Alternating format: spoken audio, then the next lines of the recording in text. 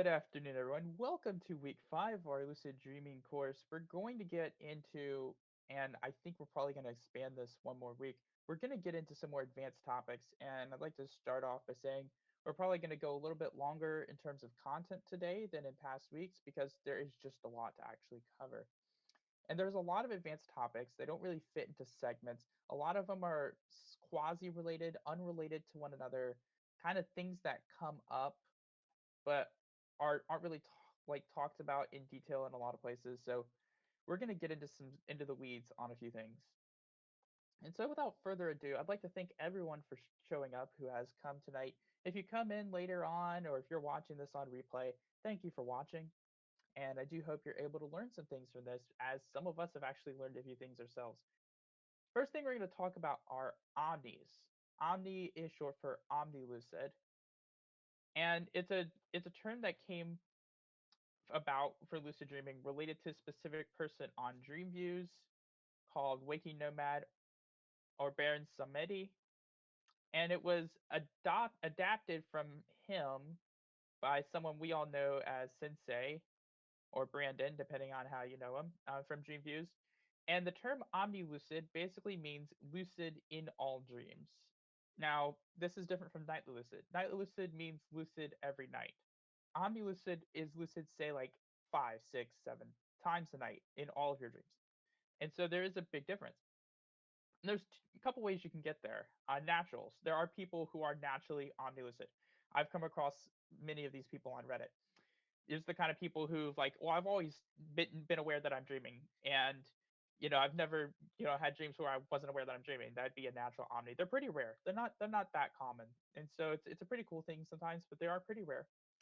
And the other way is people who have trained to that level. And every single person I know who has trained to that level took like 8, 10, 15 plus years to reach that level. This is not a simple thing. This is kind of like the pinnacle. If your goal is frequency, this is kind of like the pinnacle, the highest that you can reach. And it's not easy. It takes quite a bit to reach. Natural natural omnis tend to have more issues with dream control, and that actually makes a lot of sense. If you think about it, someone who learns lucid dreaming is probably going to learn skills related to dream control along the way. And if you spend 15 years practicing lucid dreaming techniques and practicing dream control and working with your dreams, then you're probably going to have pretty good dream control. Whereas if you're a natural and you just always had it that way, for example, if you are, talking to someone on Discord or you're talking to someone on Reddit or you see a post somewhere and you see someone saying, I'm having these lucid dreams and they're really scary and I can't do anything about it, and it's not even natural on, it's just naturals in general.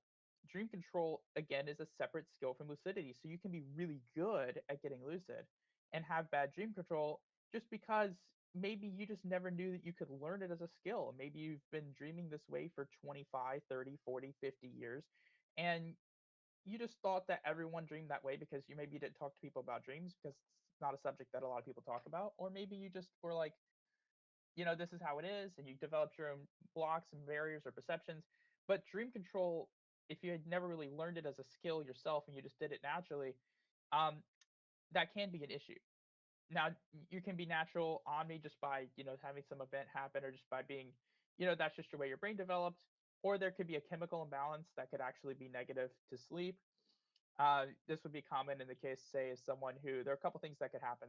In the case of someone who, you ever see a post on Reddit or somewhere, say, when someone says, well, I'm lucid dreaming all these times, all the time, and I wake up exhausted and I don't know what to do. I want to stop lucid dreaming. And people blame being lucid for waking up tired, when issue that is actually more likely one of two things: either a chemical imbalance, an issue with actual sleep quality, or an issue with dream content. And so those are a couple things worth noting. You do actually get the same amount of sleep and rest when you're lucid versus non-lucid. Also, most of our restorative sleep happens in N3 versus REM sleep, where we're most likely to get lucid, even though you can get lucid outside of REM sleep. And so that's basically omnilucid. It's the pinnacle of frequency, being lucid in all your dreams. And so the next thing we'll go into is time dilation. This is not the movie Inception. You're not actually spending 200 years in a dream. That's not a thing. And so, what is time dilation? It's dream control. And what is dream control? Dream control is perception, right? If you were here for some of the previous events, you've heard me talk about perception and dream control. And so, what are you doing with time dilation? You're basically changing how you perceive the dream. You're perceiving that time is passing differently. Time isn't actually passing differently. You're still biologically having the same dream time experience as you would while awake, but you could do things like create false memories, or you perceive that time is passing a different way. And this is basically dream control. Whatever dream control technique someone uses to get there, it works the same way. It works based on you perceiving and changing your perception of time passing around you to make it feel like time passes faster. Sensei, for example, makes or uses goes to a place where time passes slower or he can't wake up from, and Hukif does this thing where he makes everything kind of feel like bored around him or makes it feel like it's passing more slowly. And so there are a couple things to do, but it's all about changing your perception. And so that's an important thing. You're going to have the same length dreams. You're just changing how you perceive it. Just like one example of this is a less commonly talked about example, but a pretty simple one. Um, Going to sleep in a dream or like spending the night in a dream, you start off like, say I'm on a cruise ship, and I had dreams like this, and I start off on the ship on like embarkation day in the afternoon, and then the next thing I know, like a few minutes later, I'm walking around the ship, and then a few minutes later it's the evening, and then a few minutes later I'm having lunch the next day. It's like a whole day has passed, but it's really been like 10 minutes, and so that's just an example of how something that can work. You're perceiving time passing differently than it actually is. Obviously, it can be more complex than that, but that's basically how it works. And yeah, you just associate something with time moving slower. That's dream control. It's all about perception. I'm definitely not able to keep up fast enough. So if I just sent the new one in an individual message because there's no way I could put it into a file and it'd be worth it to send the file because I only have one at a time. Is that Okay, okay? well, I'll get to that when I get to it. Well, I guess we'll get to that Okay. when we get to it. It's just the next one. Like I Yep. sent the next one. All right. Sorry, and thank you. It's okay. And also not But talking. you're fine Sorry. though. I got it. And it can feel real. Like again, that's how perception works. You perceive that something is feeling a certain way, even if it's not actually working that way.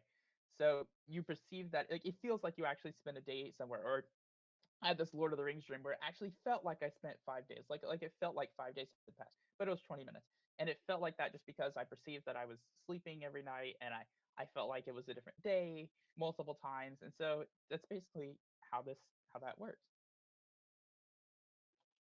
You can't keep up. Ouch. Okay. Okay. I got the message. Literally, I got the message. All right, so now we're on to PRs. What is a PR? It's a persistent realm. Now, this is something I could be doing better myself. Just it's something I've dabbled with. It's not really something I've cared too much about in my own lucidity, but it's a cool thing. I've had one place that I've managed to keep persistent that I've visited a few times. I want to get back to the Star Horizons. It's a fun little ship. By little, I mean 50-mile long ship. But it's what is a PR? PR is a persistent realm. It's basically a dream world that is persistent and consistent. You can have characters that are constantly there. They are named. You know who they are. They constantly show up. Buildings and like just dream places, dream settings, dream objects that remain consistent over time. And there are a couple types.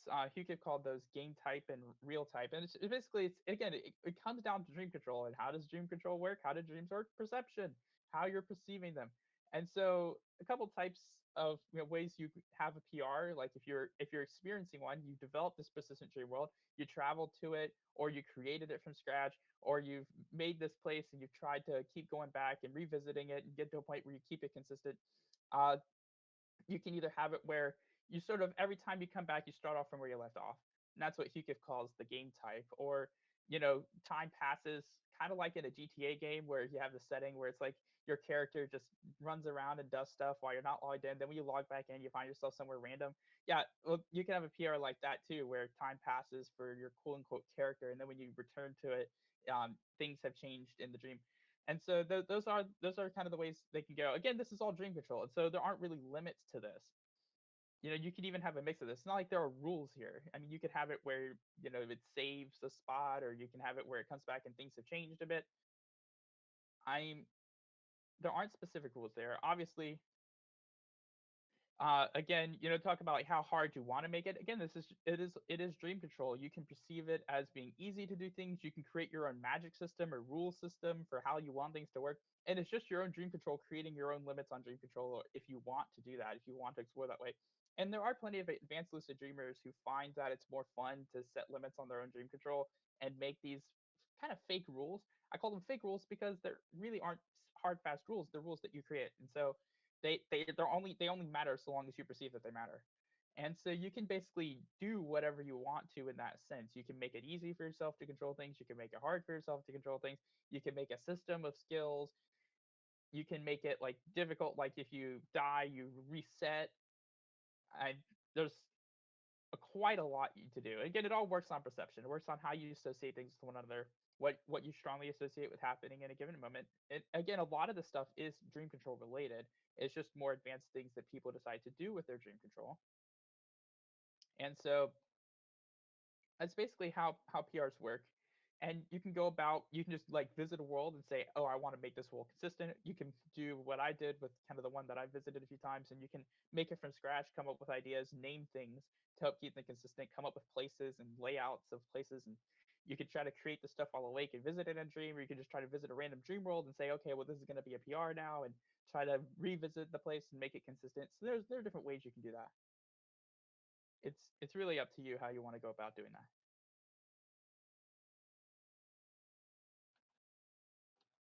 Now Careful, I the did say next, 7 minutes. Yeah. oh yeah, what did you say? I'm just saying that I did send the next one. I'm like I know. keeping up I am exactly.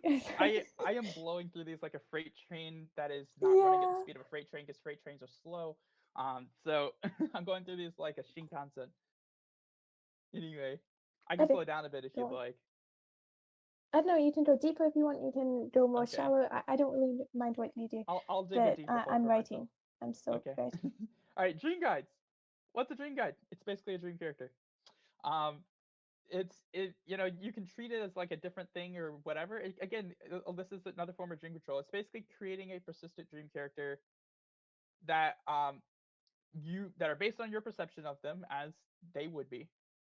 And basically you're creating a character or you're finding a character, whichever way you go about it, or if character finds you, like whatever way you perceive it as happening, to try to teach you dream control or help you learn more about your dreams. And Hukiff basically describes, when he talks about dream guides, different people's experiences with them, whether they're like kind or they're people fight them. That's what Hukiff does. He basically fights everything. he's he's interesting that way. But and getting you lucid, um, how you can deal with dream guides is really up to you. Again, they're dream characters basically. It's not like they're a separate thing or a separate entity. They are dream characters. They are ultimately created by you. They're your own. They are a product of your own mind. Uh, Stifle, why are you laughing? I'm so I'm confused. laughing because of the line, some kind of eat, seal, and fire their dream guides, and I'm thinking of Hukif eating all of his enemies in his dreams like he does. Mm-hmm. That's why I'm laughing, because Hukif is funny. Yes. Because he eats all of his dream He did enemies. mean like fighting their guides for tens of years if they try to not accept, Yeah, essentially, because guides will try to guide you in a certain way. If you don't accept that, you'll yeah. end up fighting your guide in a way. Although That's what he was trying to convey, I the believe. certain way is dream control. It is based off of how you perceive it, just like any other dream plot kind of would be. And so, it's not necessarily consciously you deciding which way it goes, but like subconsciously how you associate things with one another, uh, working how you perceive that it'll work. How that works. And you can create these if you want. This is an optional thing. You can make a character like this. There are some people who have. Um, some people like them. Some people fight them. Some people, one person in particular, eats them. So it really depends on how you want to approach this. And yes, I'm laughing because Hukif eating dream enemies is funny. And so yes, I'm laughing. But just yeah, just remember, if you do create a dream guide, they can help you as like, basically what it is hacking your own perception. It's basically what you're doing. You're trying to find ways around barriers you've created for yourself subconsciously or whatnot to dream control. Either, for me, it's, for example, I've worked with dream characters to deal with being anxious about doing dream control, and so I've asked characters to help me with dream control. And when I do that, it works very, very well, because it's basically a bridge over whatever mental barrier I've created for myself in that space, and it can be useful. So there are uses for things like this. I haven't really created a lot of persistent characters in my dreams, but yeah, basically this would be a persistent character. You can create one if you want. Basically, learn and quote unquote teach you to do things and just explore your own dreams in a different way. It's just another way to explore your dreams and to basically hack your own perception and get better at dream control. And so just remember that it's created by you. It's not like a real person that you're having a relationship with, but it is ultimately up to you where you go with it. Just like any dream control, it's really up to you where you go with it. That's the lot of thing about a lot of these kind of advanced concepts is mostly they deal with dream control. Not always, but everything we've talked about except for omnilucidity, everything else we've talked about so far has actually dealt with dream control. Dream control is a very simple way to say every single thing that you do in your dreams. And so there's a lot that goes into dream control. And so, oh, dang. All right, but yeah, there's just a lot that goes into dream control. It's awesome. I see you've got the next one ready for me. You are just you are having to rush through these, aren't you?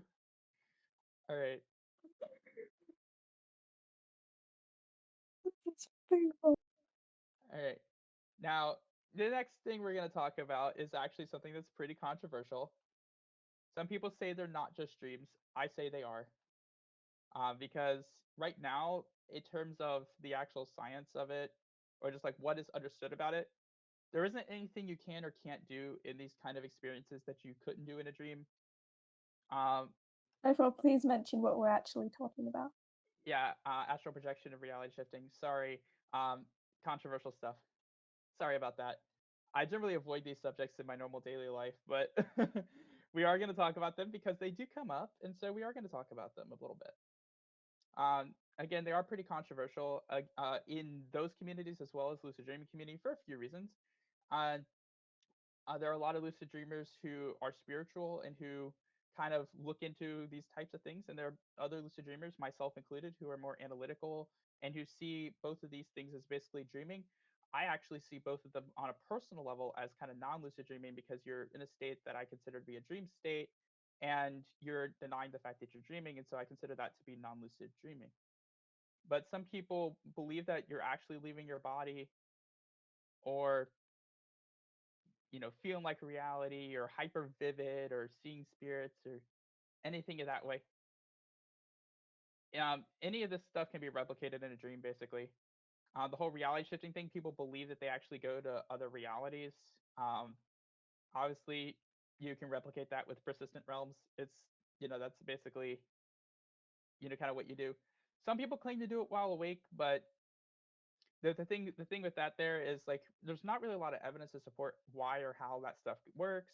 Um, are is that person actually awake?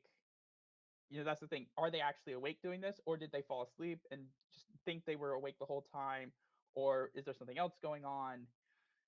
Is there, maybe maladaptive daydreaming, or is there some other thing going on? We just don't know.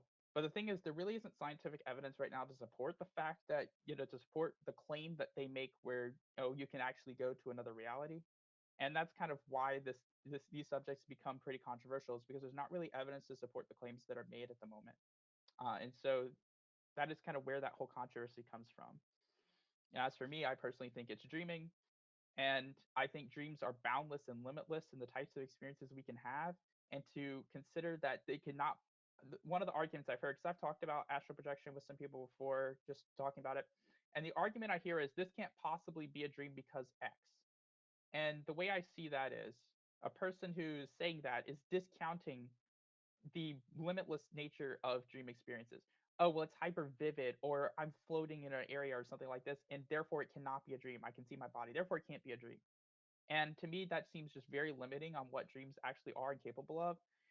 And I have respect for what dreams can do in terms of the limitless types of experiences that one can have in a dream. They can blow your mind away. And so I really think that, in terms of these types of experiences that are described here, usually hyper vivid types of experiences, highly aware experiences in some cases, I consider those to be dreams because right now it seems that seems to be the most logical explanation in terms of I follow Occam's razor. Basically, usually the simplest, most straightforward explanation tends to be the one that is most accurate. And so that's kind of how I approach that on a personal level. And Crystal might have something to add to this as well, because I've been talking my head off this whole time. I'm sure she probably has something to say. Add what? To what? What did you say? Crystal I'm Oh, sorry. wasn't listening. Look, mm. I'm writing in that thing. What do you She's expect? I she can't. to be fair, she is Real. trying to make sure I actually have material to go off of today. So to be fair, she is doing something very Yeah. important. But I was wondering if you either of you had any other What inputs. is what is the can you explain more about like how you actually could be awake and then you dissociate and then you think that you're reality shifting but you actually are awake while you do it? Well, you could be in like maladaptive daydreaming, or you could be like in a really intense, even lucid daydreaming, or you could be in a really intense like daydream experience. Maybe you actually fell asleep and you thought you were awake the whole time. Maybe you were in like a non-REM sleep state and you were moving around possibly. I mean, there's different things that could possibly be happening. To me, the least likely of them is that you actually went to another universe. That seems to be the least likely of them to me. But Okay, I sent the next thing, please. I swear.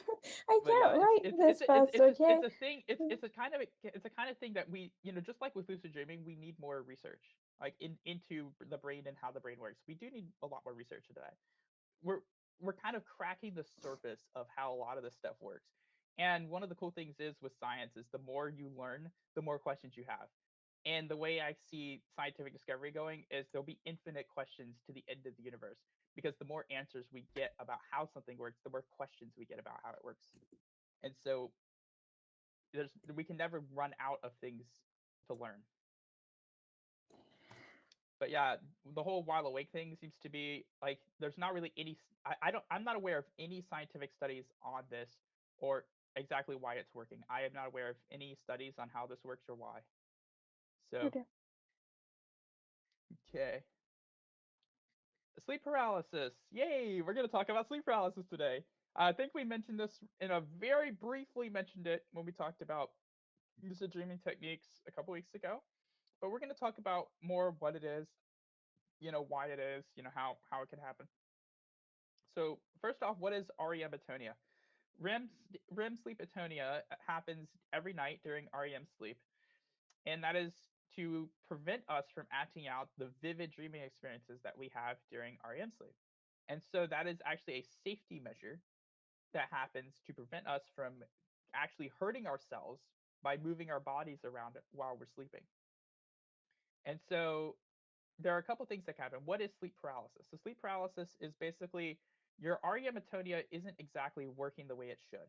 You're either It's either taking hold before you've probably fallen asleep, or in the more likely scenario, you're waking up and you wake up before the REM atonia has actually uh, gone away, has actually ceased functioning. And so it's just like a misfire. It's not working exactly how it's supposed to.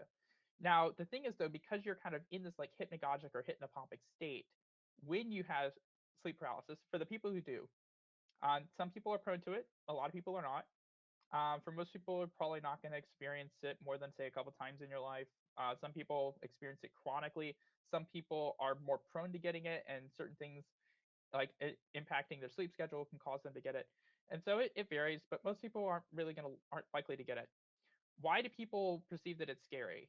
Well, there are a few things.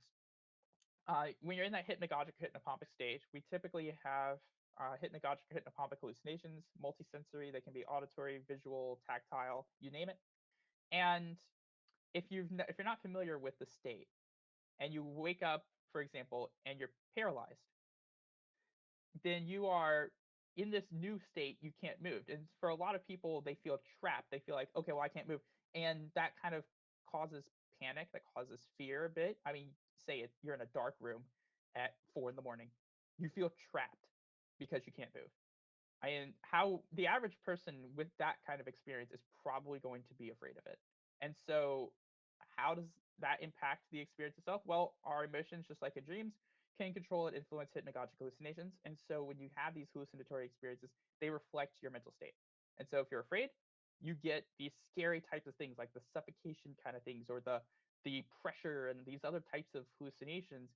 Though people who are understand what it is and understand how it works, who are chill, who are more positive about it, they get hallucinations, either no hallucinations or they can get some that are positively reflect what's going on.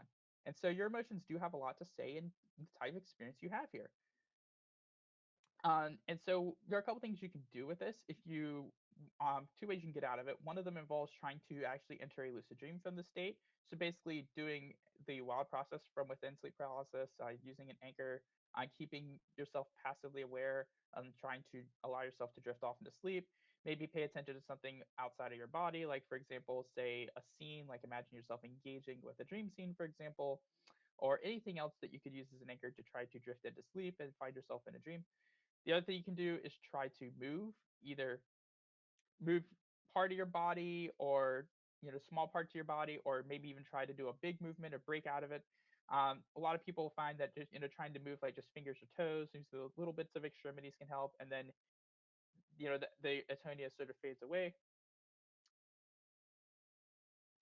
Basically, it's not something that's really inducible for most people. If you're not prone to getting it, you can try and try and try and try and try and not get it. It's not really worth pursuing. And so most people are not going to be prone to it. Most people will not get it and will not have to worry about this. For those who do, you know that it's not a harmful thing. It's just your atonia that's normal, not working exactly how it should, and it's not going to hurt you. You can learn to make a positive experience out of this or attempt to transition into a lucid dream from it for the people who actually get it. Oh, don't ask me random. Okay, got it.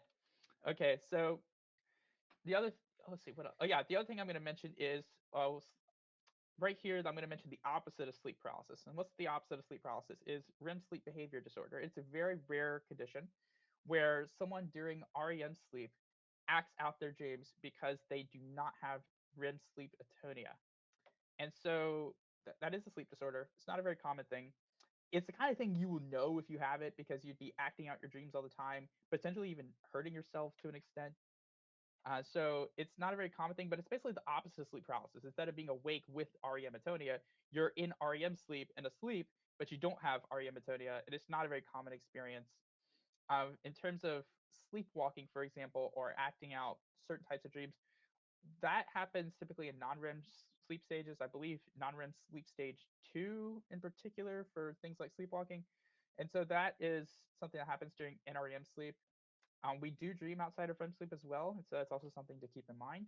It's just our most active and vivid dreams tend to be in REM sleep, and so we have that atonia there as a safety measure to keep us from hurting ourselves or hurting others.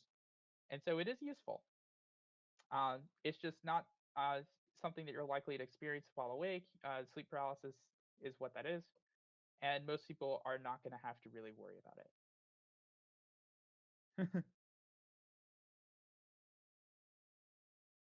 I hope you're not dying Next too one. fast. The How, next how are one you is doing? there. Are you doing okay? The next one is there. Awesome. Okay. All right, and I think I This is literally just talked about this. stressful. This Moving in is real life while really sleeping. I stressful. literally just talked about this. So yeah, but it's not like we're quote unquote like fully paralyzed like a quadriplegic or paraplegic.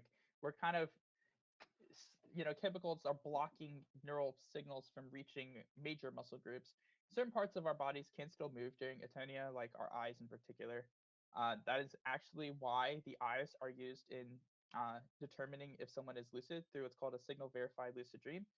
The way that works is a left, right eye movement, a sharp movement, which spikes on an EOG and is distinguishable from standard REMs or rapid eye movements during REM sleep. And that is a way for a dreamer in a sleep lab to signal that they are actually dreaming.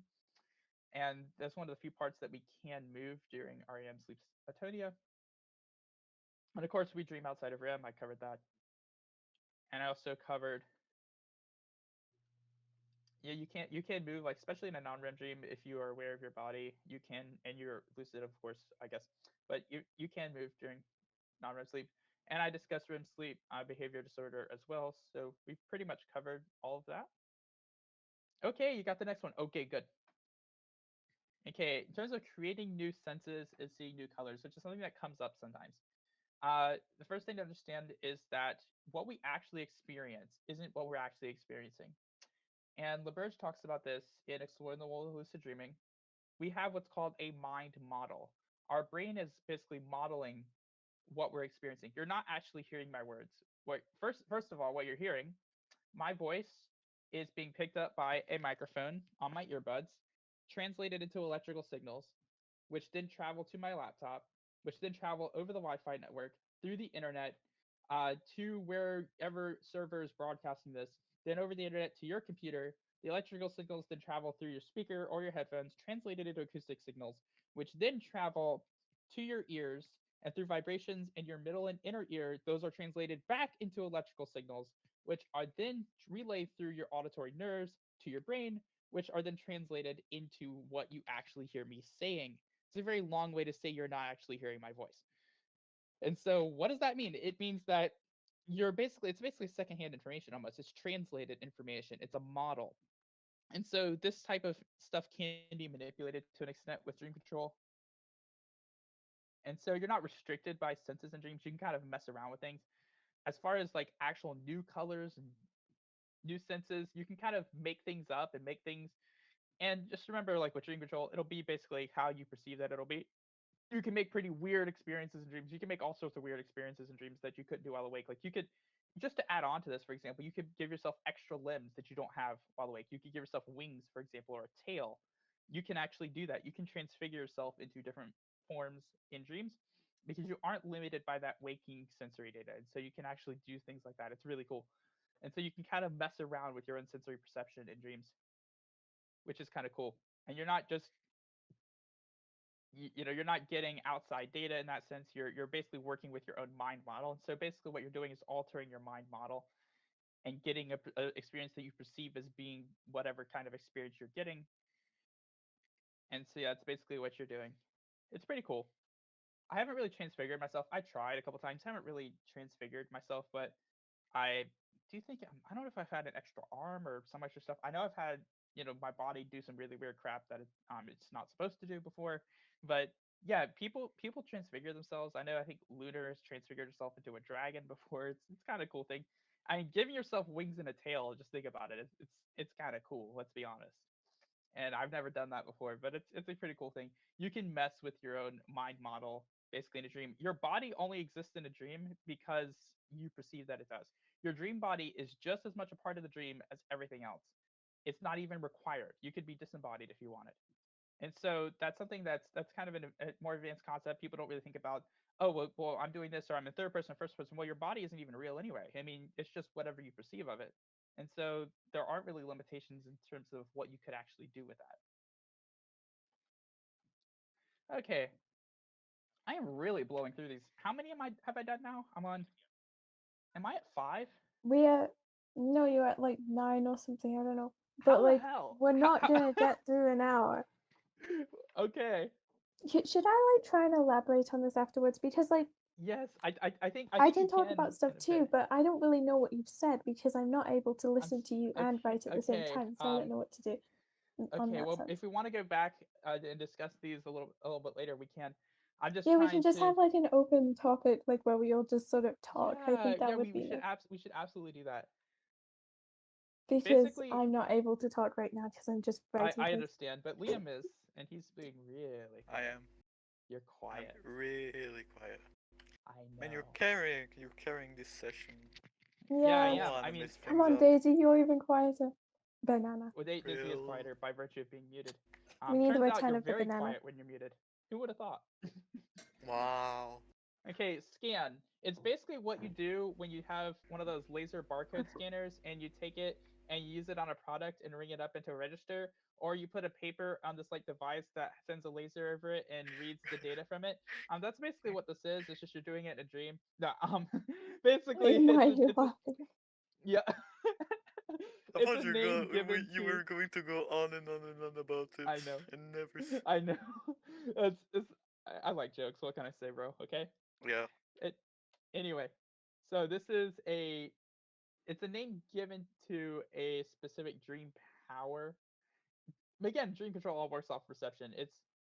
basically you can just perceive any part of the dream. You can access information. You can put your awareness on anything. Like you could just reach out with the force basically and touch anything in the dream or see through anything or perceive any information you want and just gather data about your environment just by perceiving. You don't have to use your actual senses. You can just reach out and okay, well, I know that this house belongs to this person by thinking about it, or of course, it's just creating that data there. But it's just a way of interact. It's just a different way of interacting with your dream, and everything is part of you in the dream. Everything there is created by you. There's nothing there that's not part of you. So it's just knowing something you wouldn't normally know, and you can just access that information regardless of where something is. You can just get access to details and information. It's a pretty cool little thing. It works the same way as all other dream control, but it's just like a cool way of perceiving your environment. You're not limited. Again, you're not limited by your five senses. You can just reach out and say, okay, well, I know that in that airplane flying overhead is the president of insert the name of a fake country here, and you can just like perceive yourself as whatever's going on in that environment, even if you're not there. Like there's just a lot of things you can do with something like this. It's just a different way of interacting with your environment because you aren't limited in your dreams. And so that's just kind of a cool little side note. It's kind of like an extra sensor info dump. I remember one time I did something similar. Like I was on my computer in a game and I just ran a at roster command because this game had a roster for the ships. And then I was reading the names of the people who were commanding the ship I was on and getting data that way. This is a weird way of doing something similar. Okay, this this is a little bit different. This is brute forcing feelings, so like trying to feel a certain way. I don't know if I would use that term personally, like kind of brute force something. It should be more natural than that, but I would say more along the lines of understanding where you are and what you're in, what situation you're in. I wouldn't call it brute forcing here. So, but yeah, everything in the dream is part of you. But basically, Can you say the topic of what we're talking about? the topic is brute forcing feelings.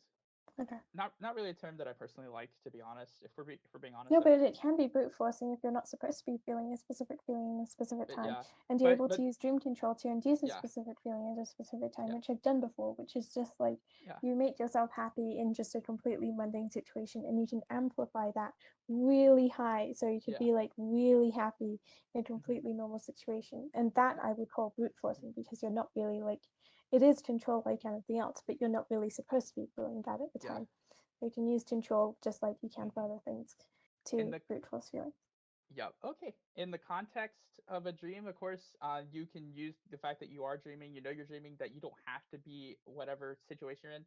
I think this is really good. Like if you're in a scary situation, you can go. You can if you know that you're dreaming, you can go. Well, I am actually dreaming. This isn't actually happening to me, and you can kind of change your outlook on it. One thing to note is how we feel about things. Our emotions are part of how we perceive things. For example, if you are afraid and you are walking down a street at night and you see a dark figure that you can't clearly make out walking towards you and you're scared, you're probably going to even if it's not true at all, you're probably going to associate that person walking towards you with something negative happening. But if you're not scared, then you'll probably go like you'll look at that figure and you probably won't care as much, or you won't feel that same way if you're not actually scared. You won't think negatively in that same sense. And so our emotions control kind of how we associate things with each other at a given moment in time. And so if you're able to alter, especially if you understand that you're dreaming, you're able to alter what you're feeling in that moment. Like for me, most commonly, if I'm anxious, I can take a moment to stop, just to center myself, just calm down for a moment, just try to calm myself before attempting dream control and try not to be frantic about it. Just remind myself that I'm dreaming, that nothing's here is something that's nothing here is something that I didn't create or that's outside of me, and that I can control things. It can be a way that you can kind of work with the situations to change situations, changing how you perceive a situation, and then thus changing the situation itself, basically. Okay, we have one left, and then we get to have the open discussion on stuff. Yes. Let's go. I sent the last one. That was a speedrun. This I is a know, speed. right? Skyfall is the fastest. I am. Oh, I do talk fast. That's the thing, and I can, even though I'm known for elaborating like hell on a lot of things and getting into the weeds, I can give concise speeches too. It really Model UN is what really beat that into me because we had to learn to give 1 minute speeches on whatever topic we were talking about and say everything we need to say in 1 minute. And so that habit has carried over for the past several years. I'll be using that again next week Nice. actually. But we do edit memories, not necessarily intentionally edit memories, but the more you think about something, the more distant something is. It kind of get blurs a bit. It changes. It's not consistent. Now you can do this intentionally. I personally wouldn't. Again, like Yuki says, you kind of have to be kind of crazy to do this. But basically, editing a memory, trying to like relive an actual memory in a dream, and then like change it in that memory, and then basically like edit your own recollection. You can do that in dreams. I wouldn't recommend it. You don't want to screw around with your real memories in that kind of a way or try to edit them in a real way. Um, you could cause issues doing that. It's not really something I would advise. It's just because it's a good example of just because it's possible. It's one of the few times in dreams where I would say just because it's possible doesn't mean you should do it. I don't say this a lot in dreams because you can do quite a lot of things in dreams, understanding that it is a dream and that you're not actually awake, and so the rules and consequences of waking life don't really apply the same way in dreams. You can blow up an alien planet in a dream without actually wanting to kill real people while awake. And so, you know, you, the context matters. But this is probably one of those few times I would say, yeah, just because you can do it doesn't mean you should do it. Editing real memories on purpose is probably not something I would recommend doing just because it's possible. It's not something I'd recommend really doing.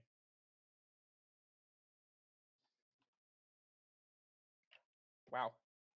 And you Well, thought we were gonna have well, two well, hours worth of well. talking. Yeah. Yeah, we I absolutely mean, went so with fast. our rates of talking, me and Crystal, that's like 5 hours. 5 whole hours. I have the football game going on in the background. My team just scoring touchdowns while this is going on Oh too. dear. Yeah. All right. Um, Open discussion time. Do you have any yeah, comments on any of these sections? YouTube is in chat right now.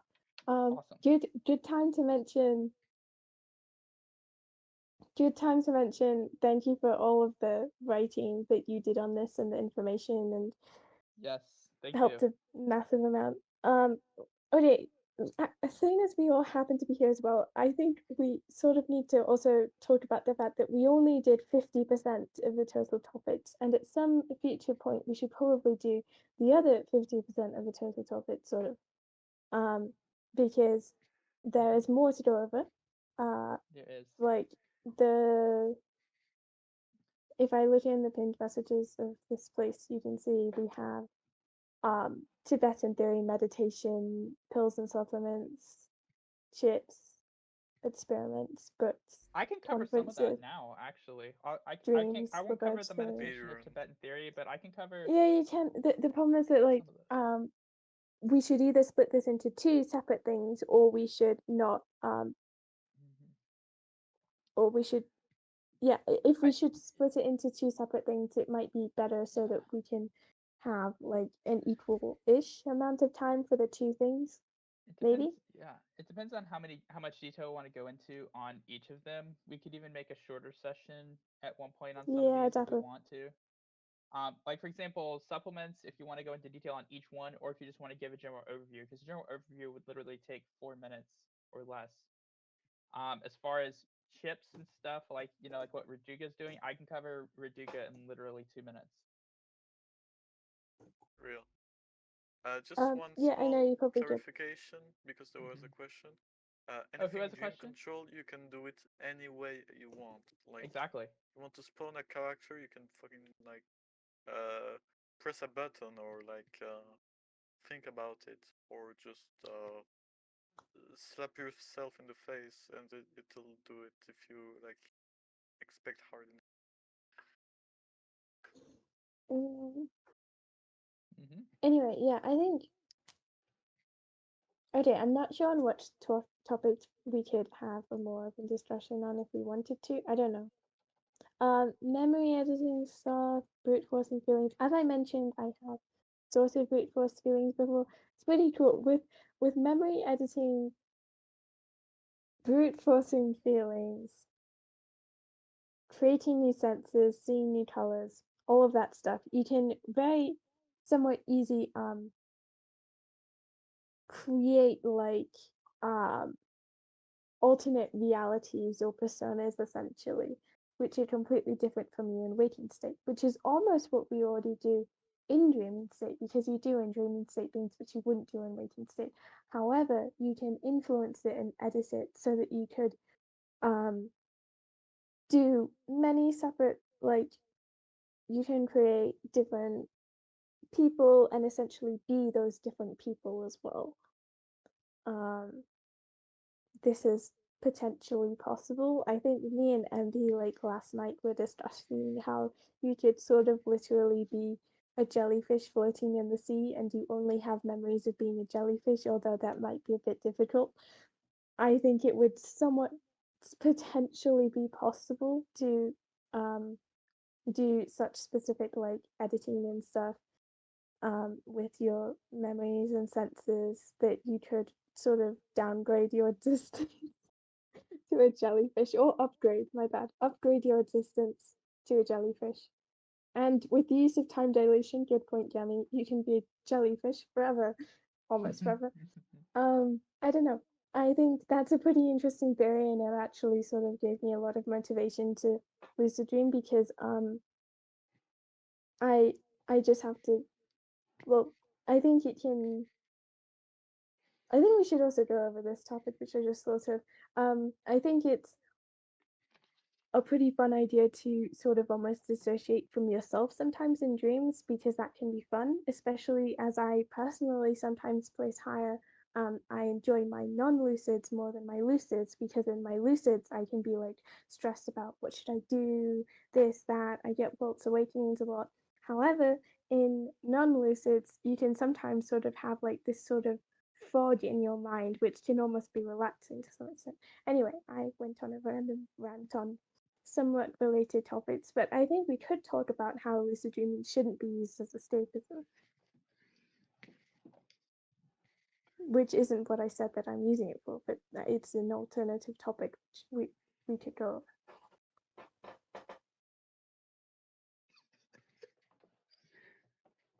Stifle, are you there? Okay, I'm feeling pretty alone right Guys, now. is it bad that like No!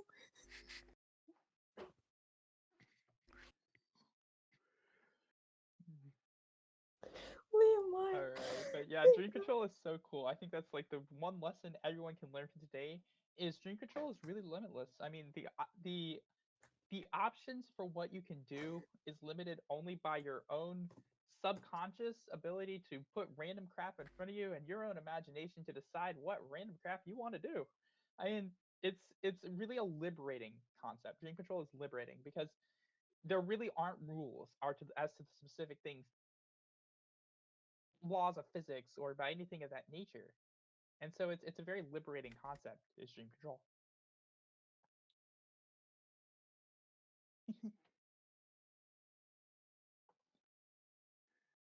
Yeah. Mic drop. Okay. I don't know. We can go on about a lot of these topics. I think. Um, I think almost similar to. Just warned me. Who did it? 1 second. I have to check this. Speaking is not top priority. Oh, okay. Wait. What are you? I had to suppress my own excitement just a minute ago because I'm in the background while I'm talking. I'm also like half listening to a football game, and my team just got a pick six for a touchdown, and so I was really happy. I'm sure aren't many American football fans here, but I Cool. think we'll be getting into Anyway, Q&A soon, right? yeah, almost. We're about 9 minutes away. We could do it early. We absolutely can. I mean, we don't have to wait unless we have anything really. Do you have anything you want to say about any of the topics? Anything else? Um, I don't really know what I could add. I think, well, I don't know how much did you go into the possibility of getting out of sleep paralysis with I jerks and I stuff? did talk about that in terms of how you can do it with like I mentioned the full body movement. I also talked about moving your extremities more slowly, which is how a lot of people would try to do it, or entering a dream using wild anchors. And so I did cover that. Yeah, I think a lot of what I was thinking of, what I was going for with that topic was that it it's kind of like I was talking to Luna and she was saying some really interesting stuff about how she, I think, essentially has on two of the topics which we talked about today. Essentially, one thing that she said that she'd done is in sleep paralysis, doing sudden jerks to get out of the sleep paralysis. Also, another thing that she's done apparently is the essentially learning how to dream and also to move in waking state while still dreaming from inside of the dream. Yeah. Um, Yes, I've talked to her about both of these before in the past, yeah, actually. And one thing I think you're missing is that she actually, over time, made it so that she no longer had sleep paralysis. I think over 20 years of having it, and then she no longer has it.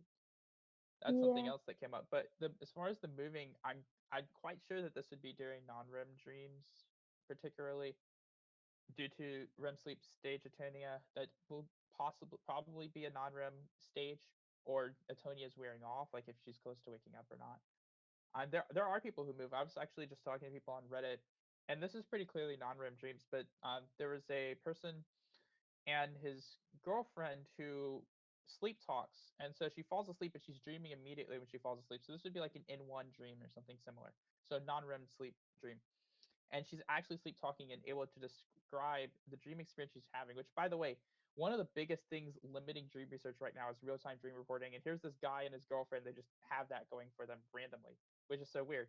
And so she's able to move a bit during her dreams, and so some other people, but these would be non-REM dreams typically when people are able to move intentionally in dreams. From my own experience, so from my knowledge at least, those would be typically non-REM dreams where you don't have that atonia going.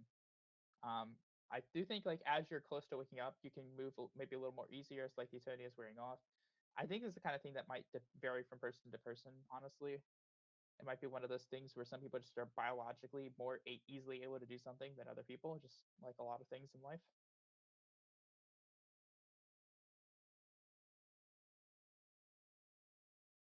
yeah. One also thing that I'd like to add is that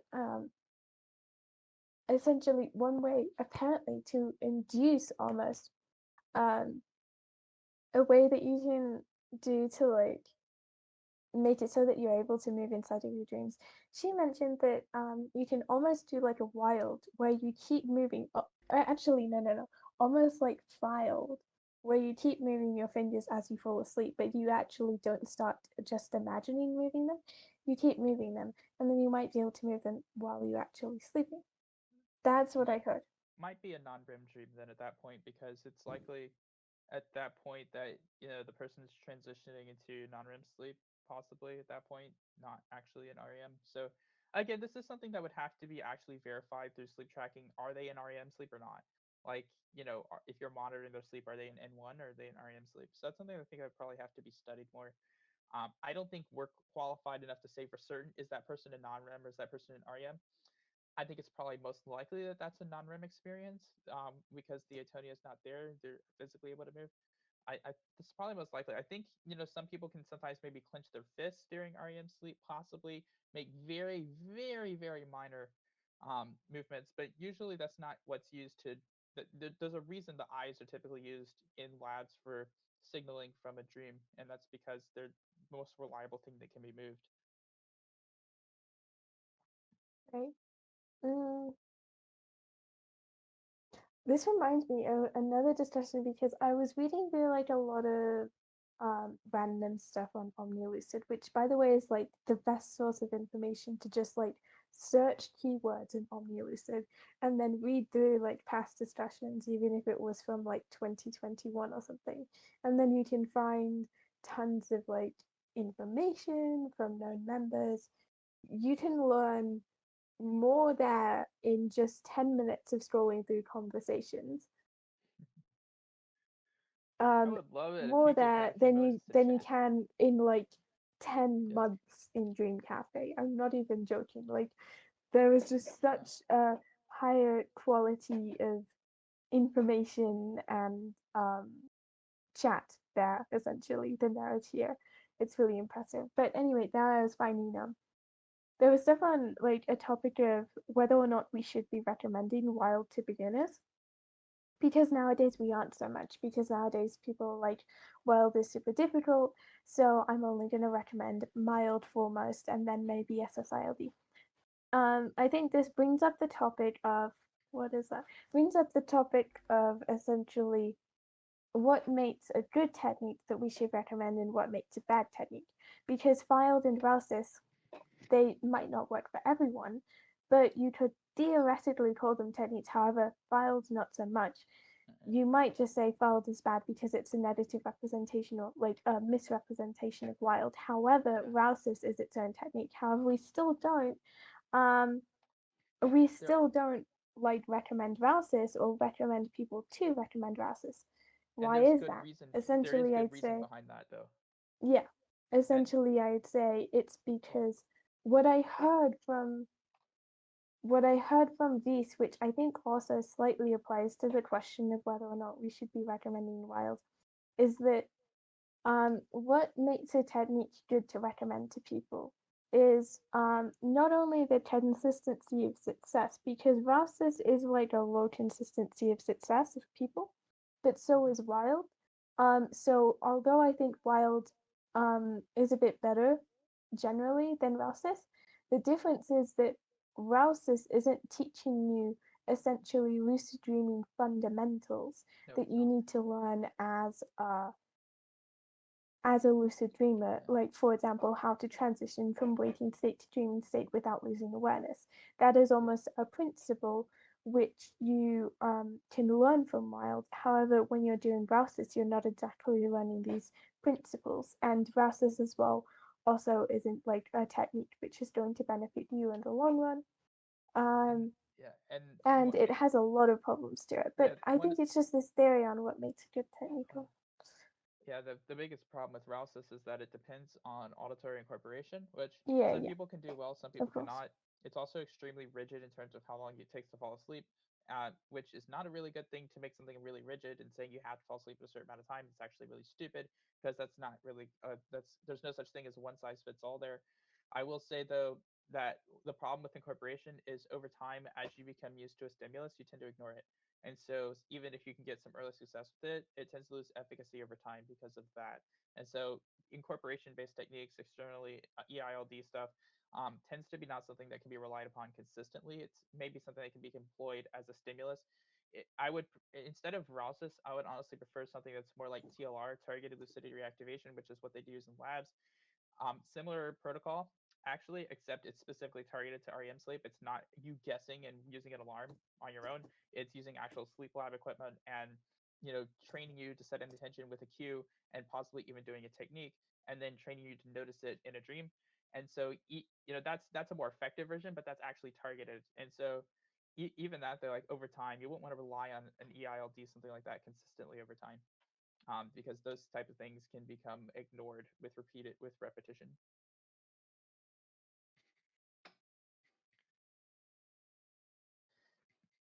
Think we should get Yeah. into Q&A now. I mean, it is time. Are we gonna do like a second part to this then? Yeah, we are going to do a second part. It won't be. I I won't suppose be so. able to Which do. day should it be? Should it be next week? Because I feel like we should I probably I cover was this like right now, no. seeing What as well. I was just trying to tell you that I won't be able to do next Saturday because I will Mm-hmm. be at a Model UN conference from Thursday to Saturday night, and so I will be in the middle of a committee session trying to pass working papers into draft resolutions at the time that we would normally do this next week, and so I will not be here. What what about tomorrow? Possibly, although I also need to get some work done, like actual job work. I need money. So I don't know if I want to commit to tomorrow. It's a little too short notice. Next Sunday, though, I could easily do next Sunday. Mm, maybe. I think I can. I might not be able to because I also need to do actual work, but I'm not sure. We could do Um 2 weeks, mm, two I'm Saturdays from yeah, now. we need to work this out because part 23. Wait, what? Y'all could do it without me. I mean, y'all could do it without me.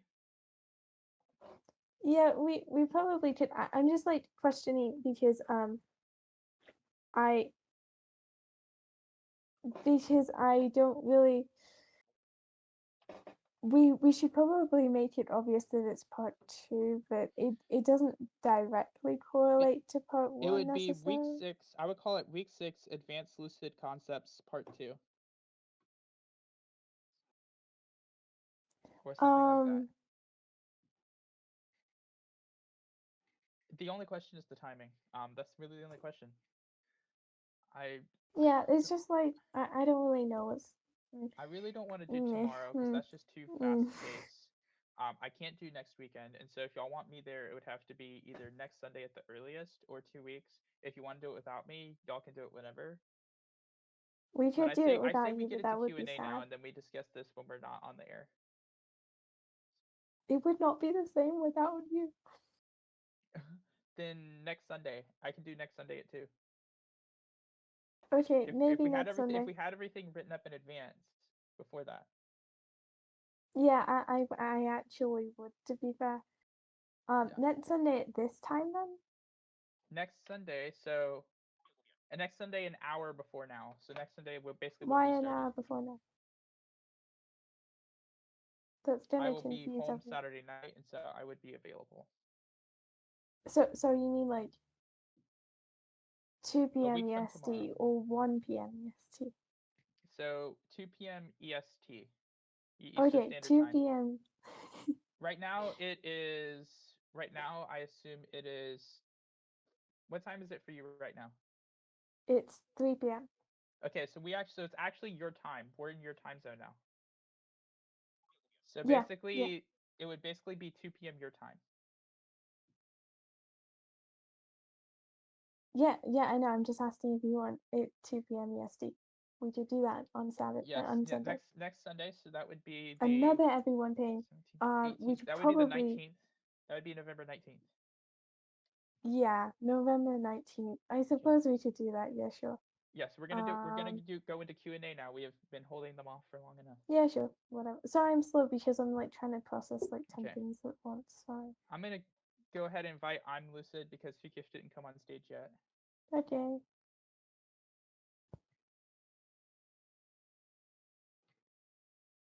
Hello. Hello. I just have one question. Welcome to the stage. How'd you enjoy the event, and how may we help you?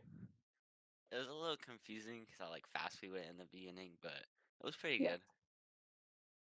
Okay, so my question is, how do I go lucid without needing a reality check? Is it like a feeling, like a dream sign, something like that? Easily. In fact, state testing is I see it as more training, lucid dreaming training wheels, not the bike itself. It's a helpful practice for a beginner, but you definitely don't need to state test to go lucid. Um, I assume you're familiar with some of the techniques like mild, SSILD, stuff like that.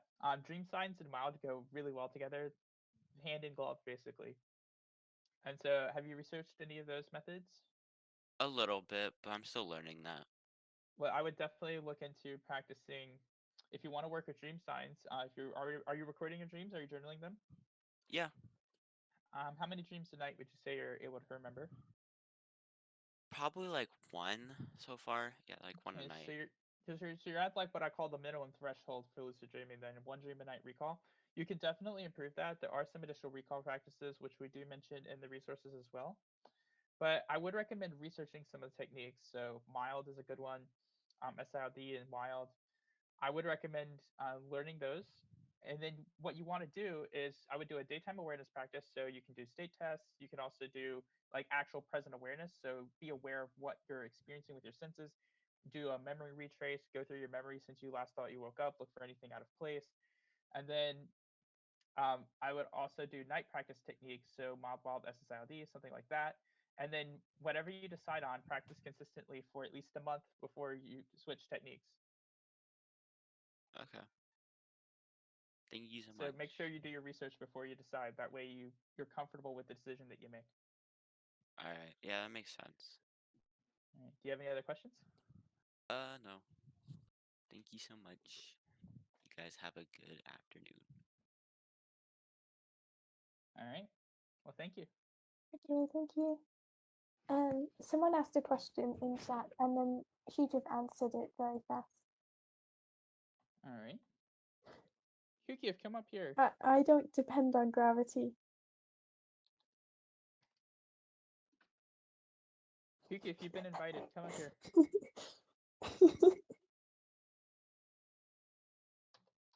Yohik, if you have any questions. Yep.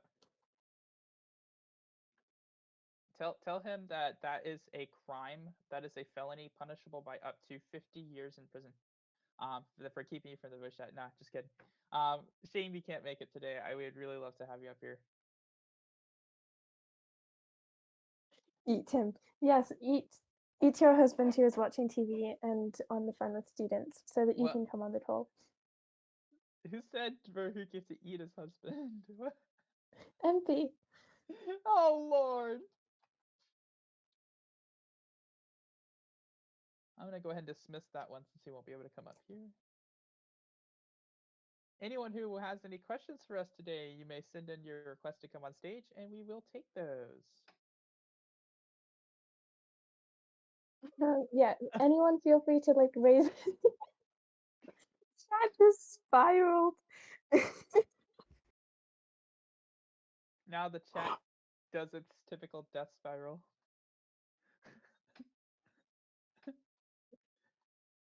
Oh my God. Does anyone have any questions? You can raise your hands now. Yes, please. Okay, you can speak as you. Yes. Flower, a consistent. Yes, a Mm. consistent. I just have some thoughts given that first I start sometimes get the and sometimes not, and I'm probably sure that TrustDragon just totally ruined my slave trade schedule. What? I mean, situation what happened. I end up somehow falling asleep at 7 p.m. and wake up at 3 a.m. I was really tired today, but I Is just that a noticed bad thing? words. What? Is that a bad thing? I mean, if you're getting in the necessary amount of sleep, then you and it's not really disrupting your life. It doesn't matter if you sleep from like a specific time to another specific time as long as you're sleeping consistently and well.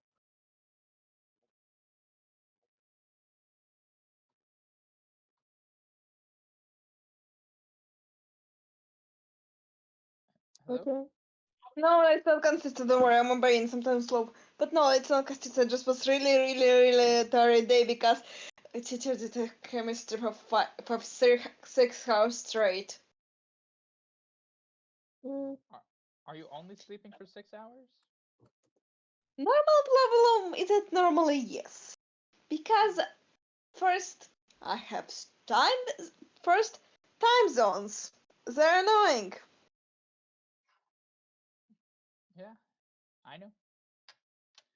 But yeah, Okay. 6 hours is a little low-ish. We've talked about this before in terms of like actual amount of time slept. But yeah, if when there's a time change, it can take a little bit to adjust sometimes.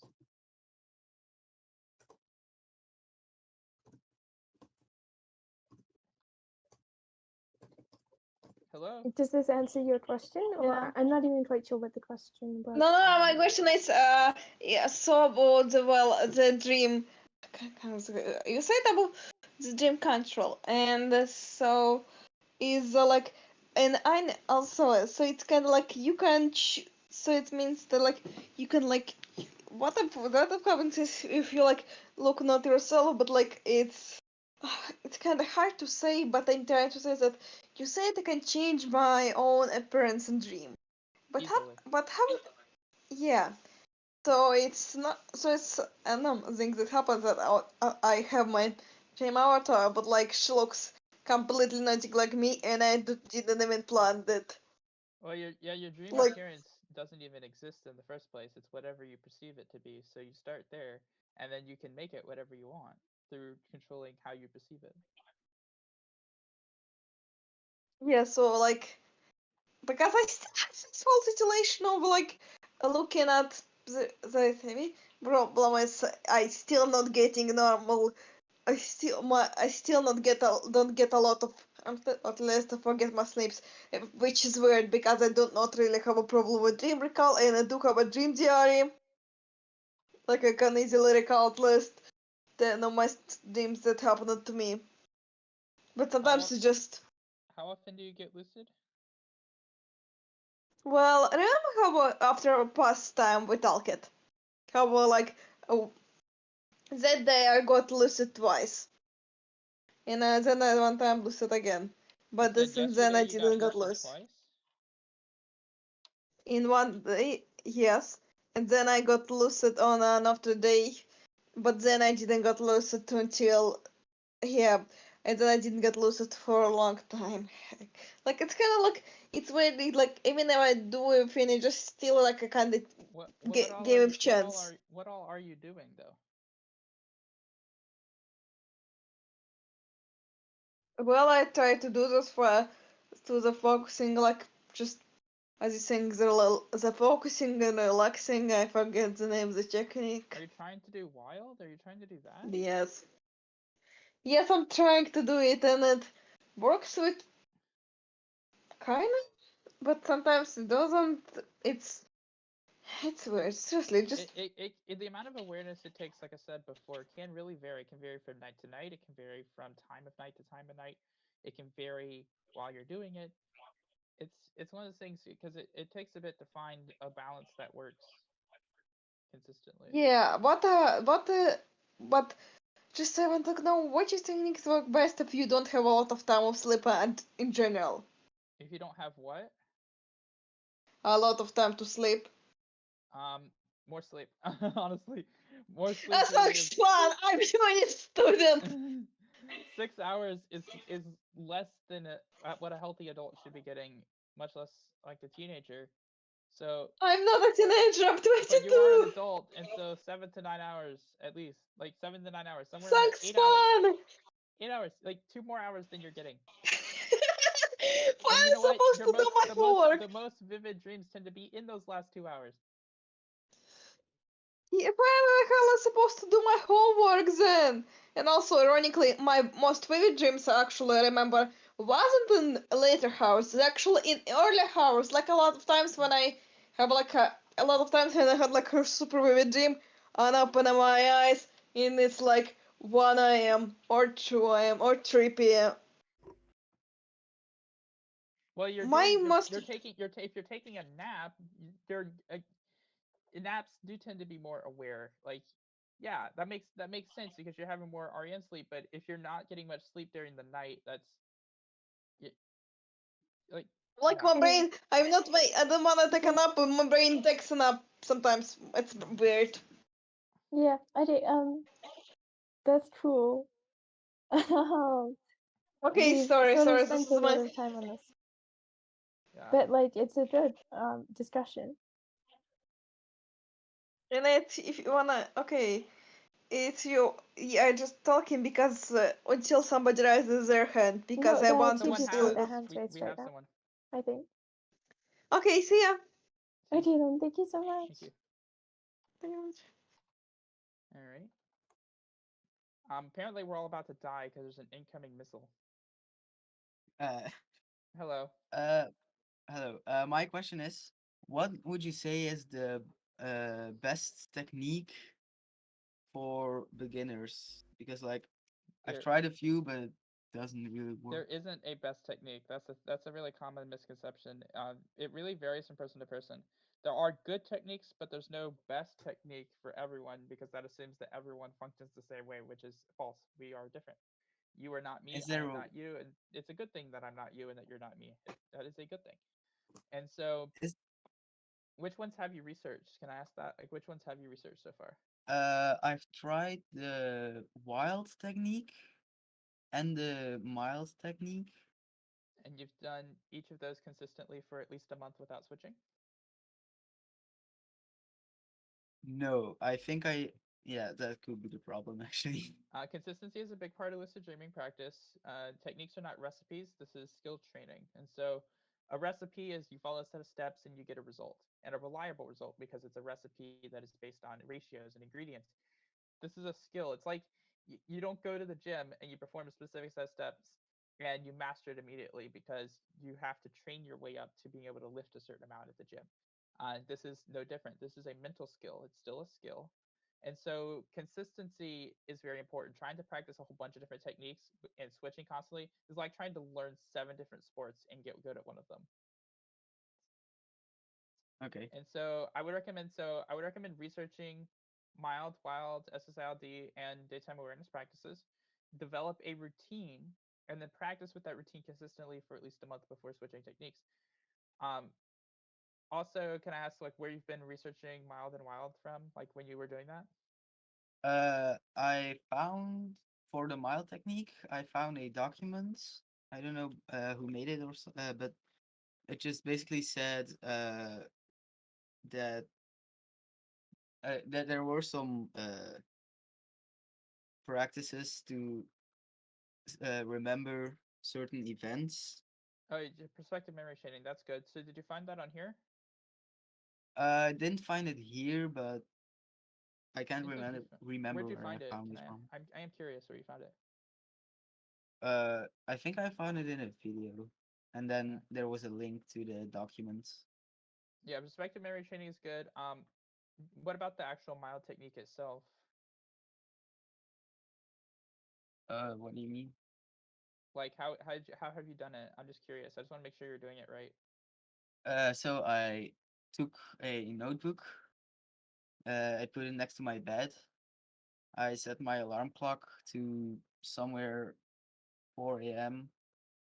and I woke up at 4 a.m. then, and I tried to remember what my dream was.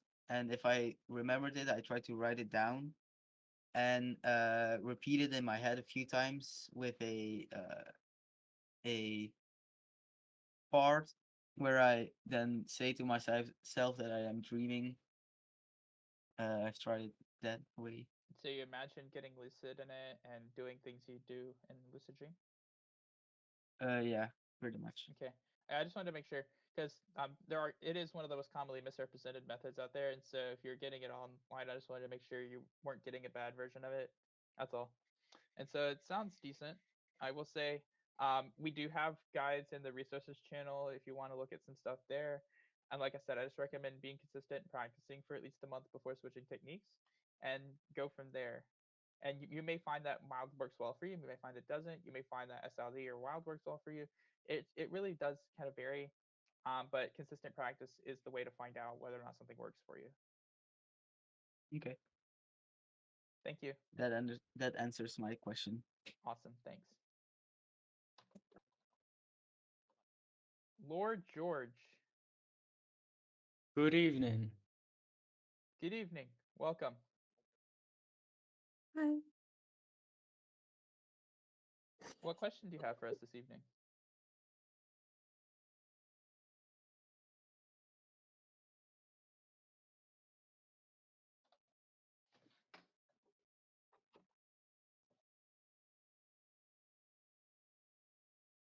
Hello? What happened? Um, are they still here? Is that just evening and then left? Okay. Are they even talking? Yes. Crystal, serious with me for a minute. Do I invite the next person? All right, Bean, you're up.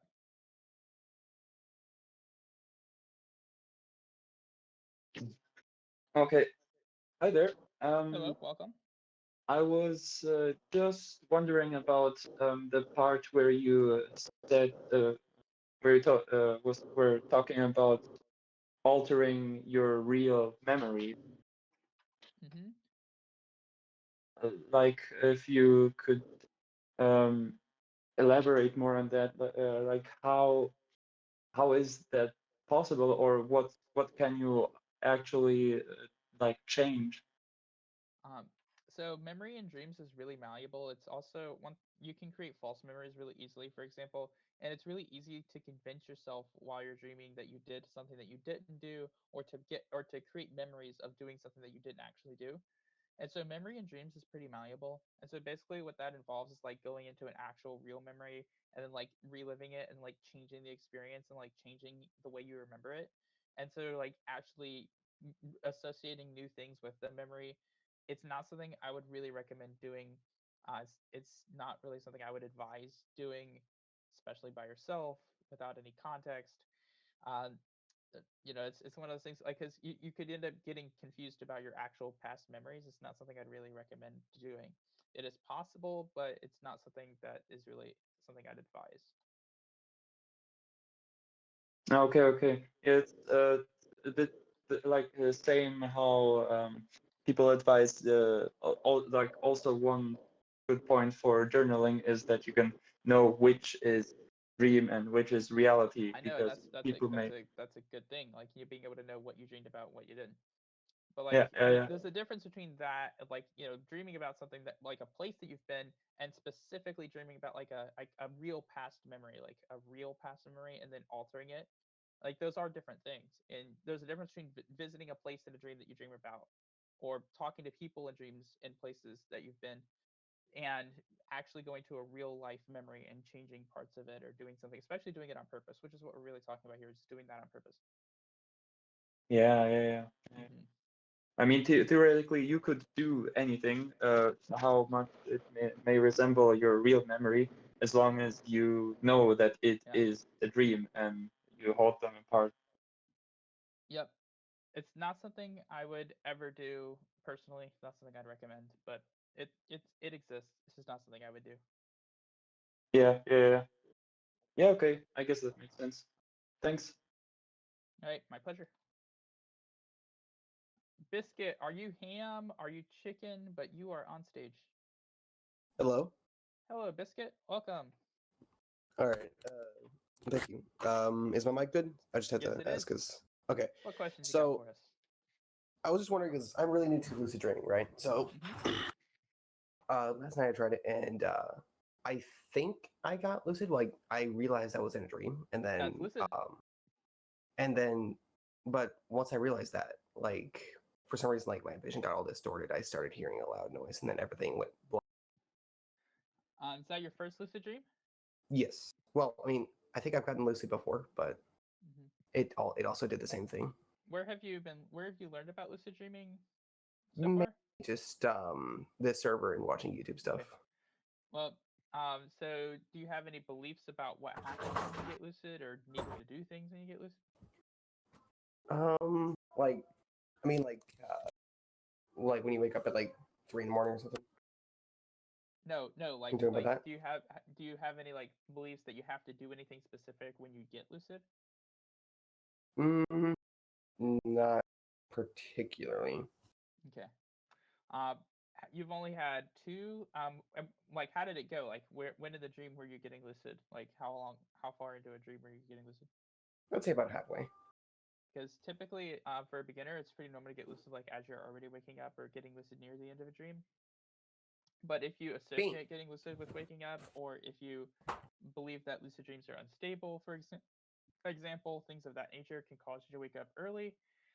Otherwise, it's pretty normal to get lucid as a beginner, just your very first couple of lucid dreams, which it sounds like this is, as you're kind of waking up already. And so that is a pretty normal thing. This does typically improve with practice and experience. Then just try not to internalize it. So don't like come to associate. Well, if I get lucid, I guess I'm always going to wake up when I get lucid. That's something I did. It was really bad for me. It says something not something I'd recommend. Also, just curious. You Canadian by any chance? No. American? Okay. Yes. I guess. Yeah. You just sound like some Canadian people I've talked to before. Eh? No. Anyway, thank you. Do you have any other questions, or is there anything else you'd like clarified? No, thank you. All right. Well, thank you for talking to us. Also, ham or chicken? Probably chicken. All right. Awesome. See ya. All right. See ya. Thank you. Mr. Hen. You are up. Hi guys. Hello. How you doing? Good. So my question was, when you got to the bit about like sleep paralysis and how you can't like move while you're asleep, like this has happened to me a few times. I've actually like woken myself up because I accidentally moved in my sleep. Yeah. Like how does that work? Well, that can work in a couple things. One, you could be in a non-REM sleep stage, so you're not actually subject to atonia, or you're already waking up anyway, and so the atonia is fading, and you're already starting to wake up, and then you just moved. Okay. A lot of people wake up when move. Like I remember, probably one of my earliest experiences waking up by moving. I was like 7 years old, or 6 or 8, or somewhere in there, and I was playing on the floor in my bedroom. It was a false awakening kind of dream. I was playing on the floor in my bedroom. I was playing cards with my brother or something, and then I just went to stand up really quickly. And as I stood up, I banged my head as I stood up, and there was nothing there to bang my head on. But I actually moved my real head and banged it on the headboard on my bed. Oh. That I remember, and that was like that was like 20 years ago. So yes, that can happen. And so in that case, that would have been probably Atonia wore off, and I was already waking up, and so I was able to actually move when I moved, and bang, and I got a nice throbbing head and remembered it 20 years later. But yeah, you can move like that sometimes and just wake up like you're probably already waking up anyway, if it's a REM dream, or you could be in a non-REM dream. But yeah, that's a lot of people do that. Okay. Any other questions? No. Thank you. Cheers. All right, our Lord is back. Lord George. Soon he'll be King George Good the evening. 7th. Okay, hey, how you doing? I would like to apologize about what happened before. What did happen? And I have no Maiku, idea. well, never mind. Well, Okay, I lost what question connection. do you have for us? Well, I would like to ask, uh, What?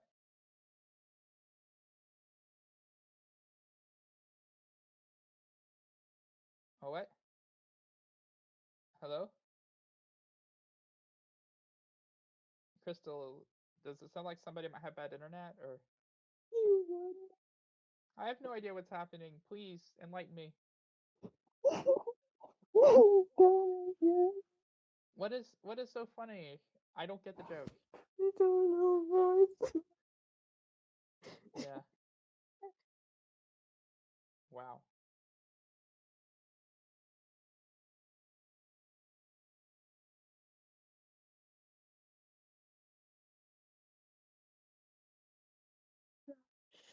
Hmm.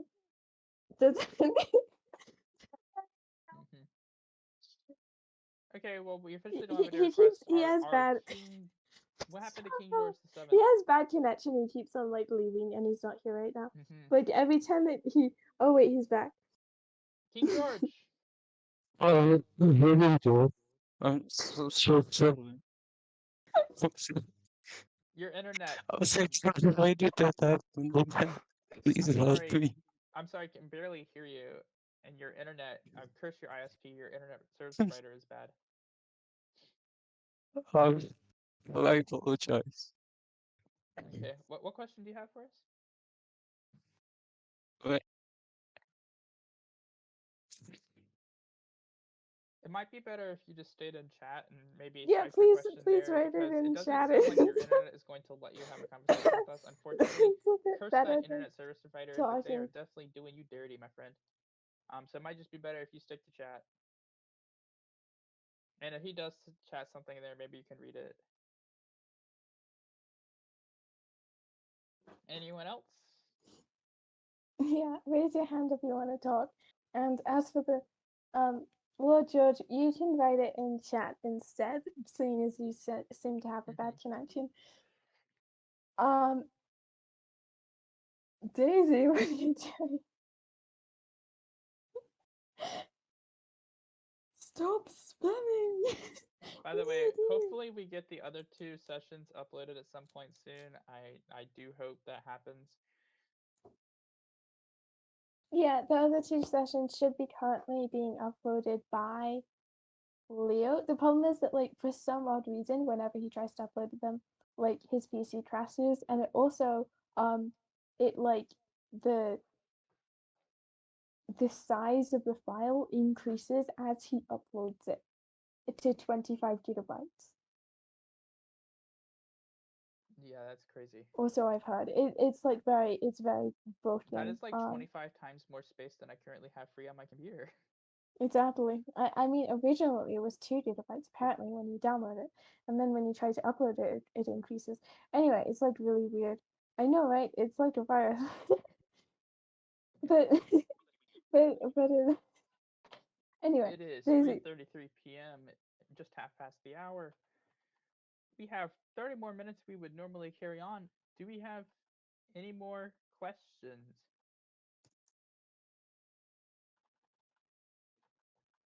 Yes, We I'm do Lucid's have more back. questions. Okay, we can invite people. Wait, who did we just lose? Where did Liam go? Hold on. Did you invite someone? No, I didn't. You can invite someone. Fox, you are up. Hi, Hello, welcome. How are you doing tonight? I'm doing well, thank Good. What thank you. questions do you So, have for us?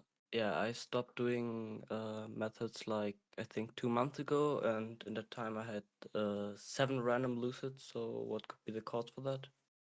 You're not doing anything, so you're just having them naturally? Yeah, You're not recording your dreams either? no. Okay. It could just be that you're naturally having them randomly. That does happen to some people. Had you have any natural lucid dreams before you were practicing? I think like 2 or 3.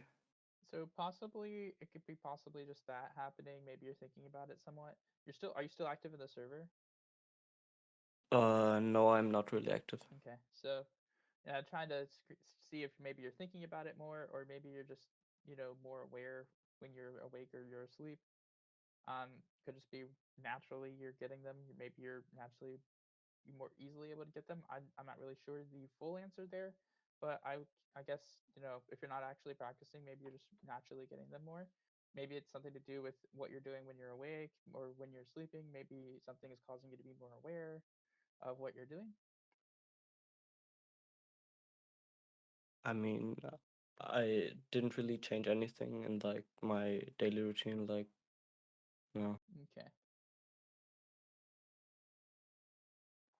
Well, So, yeah. but like nothing's going on in your waking life that would cause you to be more aware of anything. Like there's no other N- activities or any changes or No, anything. no, not really. Okay. Well, maybe you're just randomly getting them. Okay. Bye. Bye. And I am Lucid. I thought you wanted to talk. We lost Liam, by the way. He had to go. Oh, he had to go. Sorry. Anyway. But yeah, we're gonna have another event on the 19th Mhm. once I'm back from Moto UN. And are there any more questions this evening? Oh, someone's trying to read the last question. Daisy. Anyway, I hope that the thing is uploading. Anyway,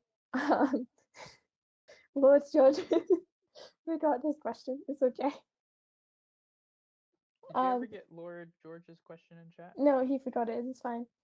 Anyway, anyway, if anyone has questions, feel free to raise your hand. Yeah. What, Daisy? What are you doing? You're spamming the chat. That's a good question. Daisy. Isn't she a co-owner on the server?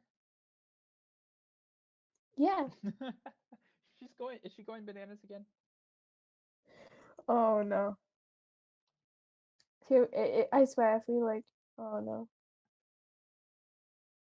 If we What kind of are we talking? don't talk about a what? Chiquita banana? What kind of banana are we talking here? What if I talk about your banana though? No. A grain of salt, probably more like a grain of fructose. Welcome back, I'm Lucid. Do you have another question? Welcome back. I'm Lucid. You want to come back up here and ask whatever question you had? Yeah, I have 2 questions. Awesome. So my first one is, how can I like use lucid dreaming to like overcome a nightmare, like change it, like, cause I keep hearing like you can change it, but like I tried to last night, but it like didn't work at all, and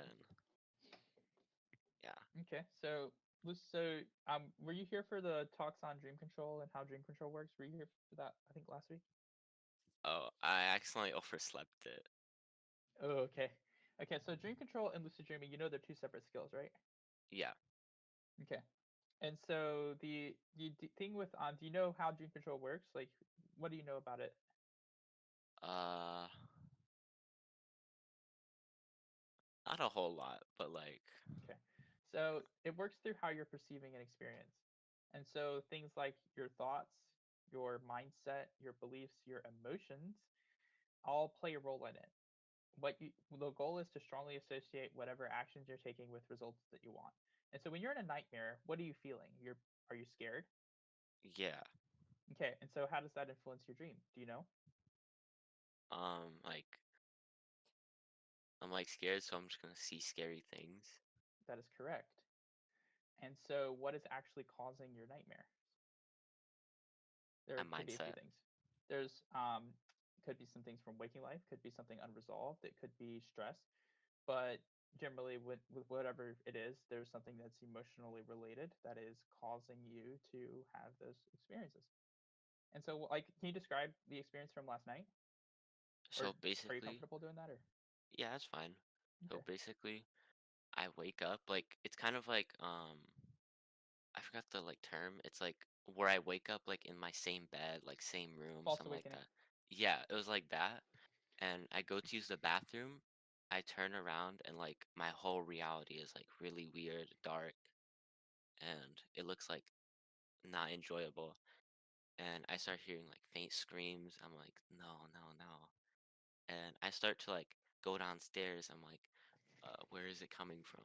And that's all I can like. And you That's all I don't know wrote that down. you're dreaming at this point, correct? No, Okay. All right.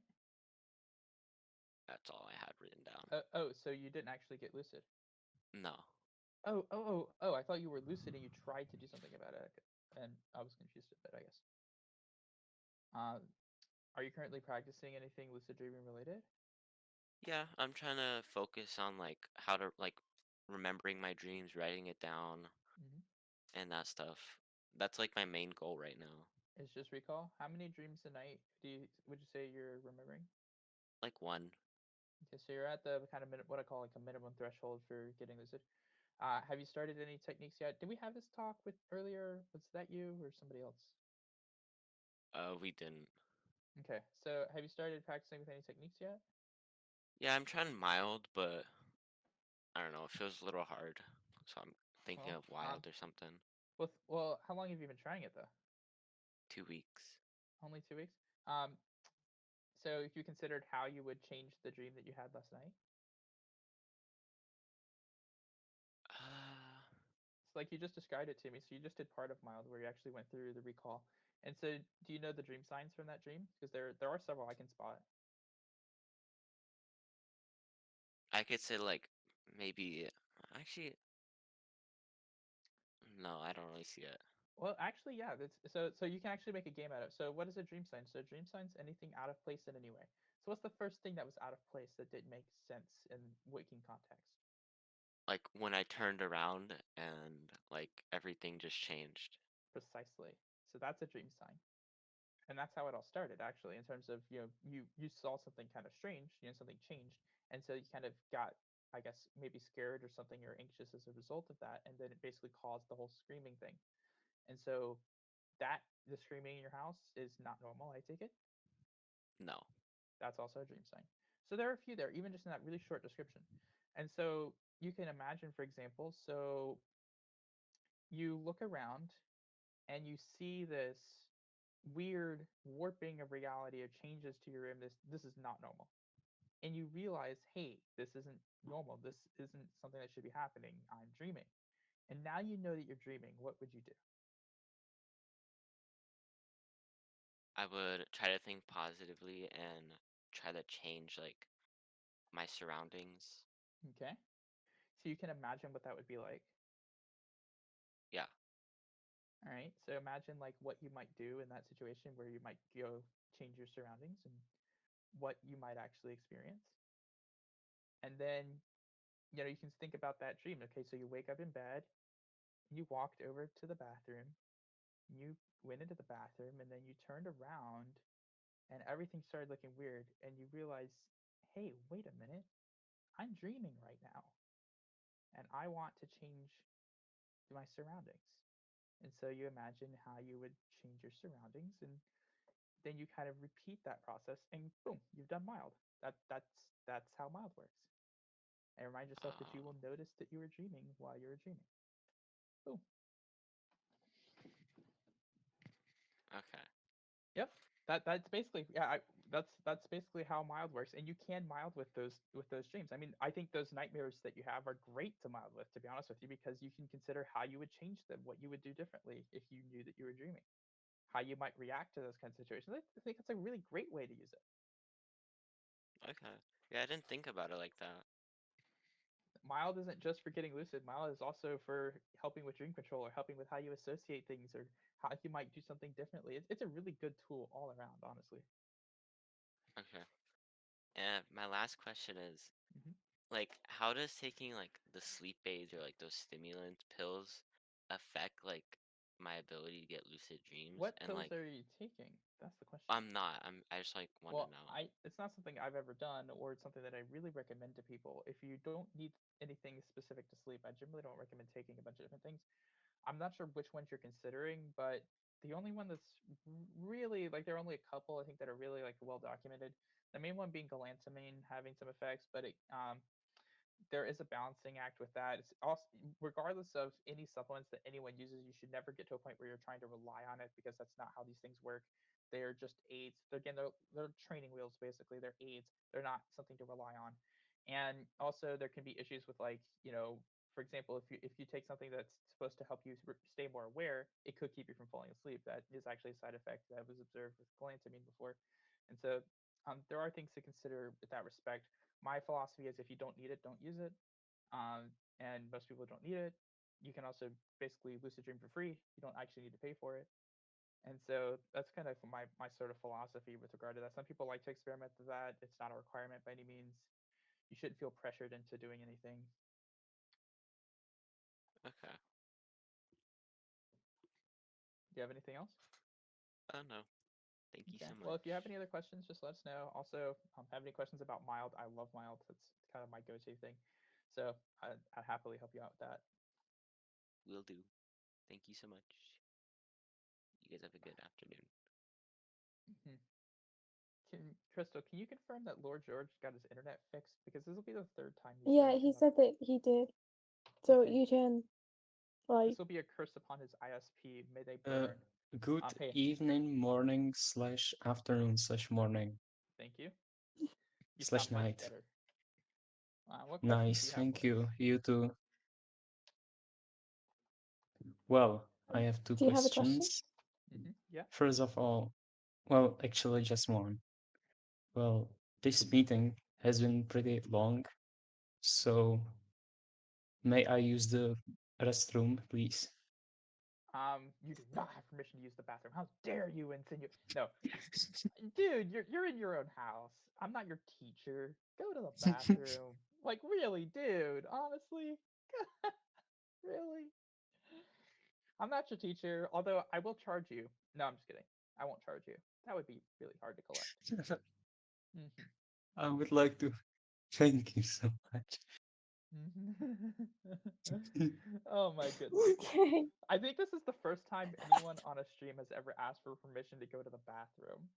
It's like, are you in second grade? Timmy, how can I help you? Mrs. Teacher, can I go to the bathroom? No, seriously, that's the first time on any live stream or anything like that that I've ever had someone ask me for permission to go to the bathroom. Like, honestly. And not even a fellow presenter, but someone in the audience. I mean, you ever seen that before, Crystal? Okay. I take it by your response that no, you have not. What is that? What is that series of emojis just posted into chat? What's going on? Sometimes it's good to be blind. Oh man. Are there any other lucid dreaming related questions that do not involve asking for permission to use the restroom? Well, I had one, but I forgot it. If you remember, I someone said did, best of Lucid. but I Yeah, forgot it. this chat is So weird. I would like to thank you for your permission. Okay. You're Well, welcome, go Nicole. already. Hi, Art. You may What? have a great day. See Have a ya. good day. I have no idea how to Have a pronounce good this day, bro. person's name, but we have someone coming. Hello. Could you please pronounce your name for us because my screen reader couldn't make sense of it. Oh, it's Are You Awake? I guess you couldn't It read as like read that IR on. pound something something, so it was like so messed up. Okay. Well, yes, I think I'm awake. I'm pretty sure.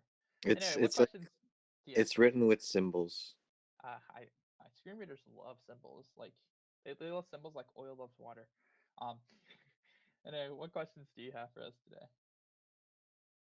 So, question about like reflections or shadows. Like sometimes it's like some weird experiences looking into some mirrors or even like interacting with technology within dreams. Well, what questions do you have? So like how what I I don't know how to phrase it, but oh man. Uh how would you or damn, I forget the question. How would you what? What is How would you explain like one word? Perception. Well, really, because yeah, I know I get it. perception. Yeah, exactly. That's the one word.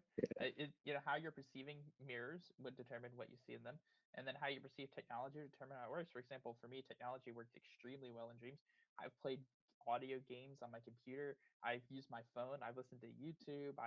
Um, I've bought airline tickets on my phone in dreams. I've answered Reddit posts and chatted on Discord, and I've done a whole lot of technological stuff on my computer and my phone in my dreams because I expect them to work really well. They're also audio based for me instead of visual, and so I don't have the data's not as complex, and so it's much easier to keep it consistent, even though it does have inconsistencies as well. But it functions exactly how I'd expect it to function. And the one thing you could say about the reason why sometimes things can be inconsistent is because some people can actually keep things consistent in dreams really well, like text or things of that nature. Some people can keep them consistent in dreams pretty well. But the reason why sometimes things are inconsistent is because you're examining something complex without an external reference. And so it's all created by you. And so if you're not like thinking about it or keeping it in your mind, and you're not thinking too much about it, things can change. And that's kind of how things can be a little inconsistent sometimes. Like really, Is really down to like the really complex data. The more complex something is, the more likely it would tend to be a little less consistent when repeatedly examined. is there a reason why cell phones or I guess smartphones aren't showing up in dreams? Your own individual perception, because they show up in my dreams all the time. Because it's your a own big individual part of perception. everyone's life, right? Yeah. They wake up, Well, they pick up their phone, they use I it. get I get up in a false awakening. I pick up my phone. I get on YouTube and I check my email in dreams.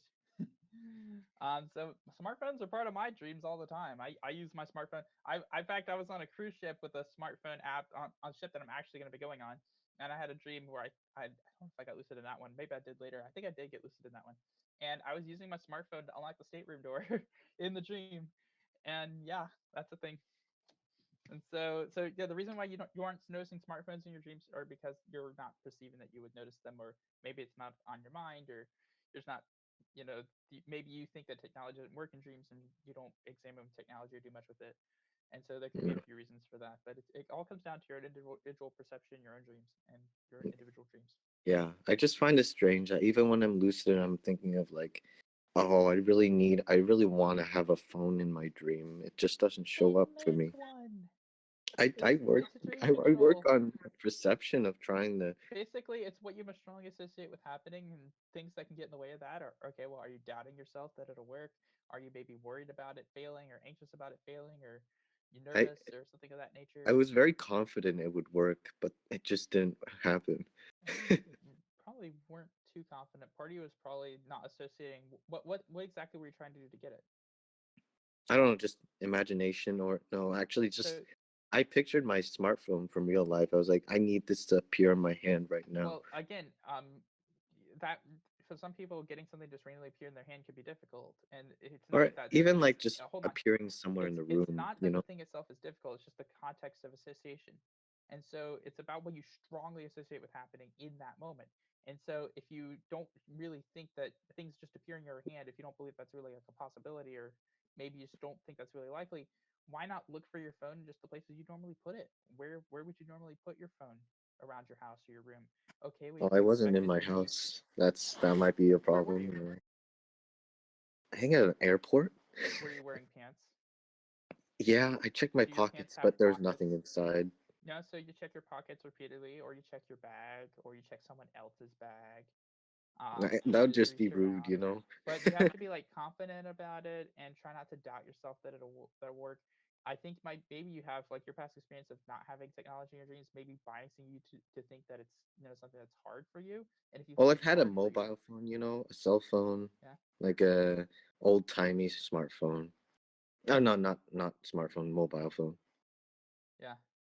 But do you think that is this something that you've had trouble with in the past, or maybe you just haven't had appear in your dreams before?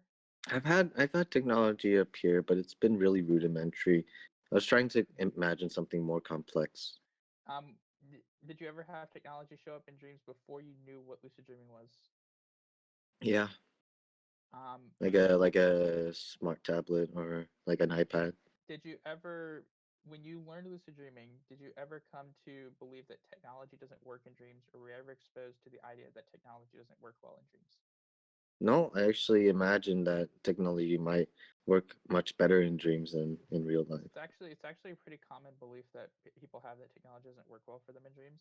And so I'm trying to figure out where it might have come into play, where you just stopped having complex technology show up in your dreams, or didn't have it. So I'm trying to figure out where that might have come from, because you know, my dreams seem to reflect my waking life pretty well in a lot of respects, and technology is one of them. And so I'm just trying to figure out where this would come from, like why it would be such a departure from your waking life, Yeah, I'm not sure exactly.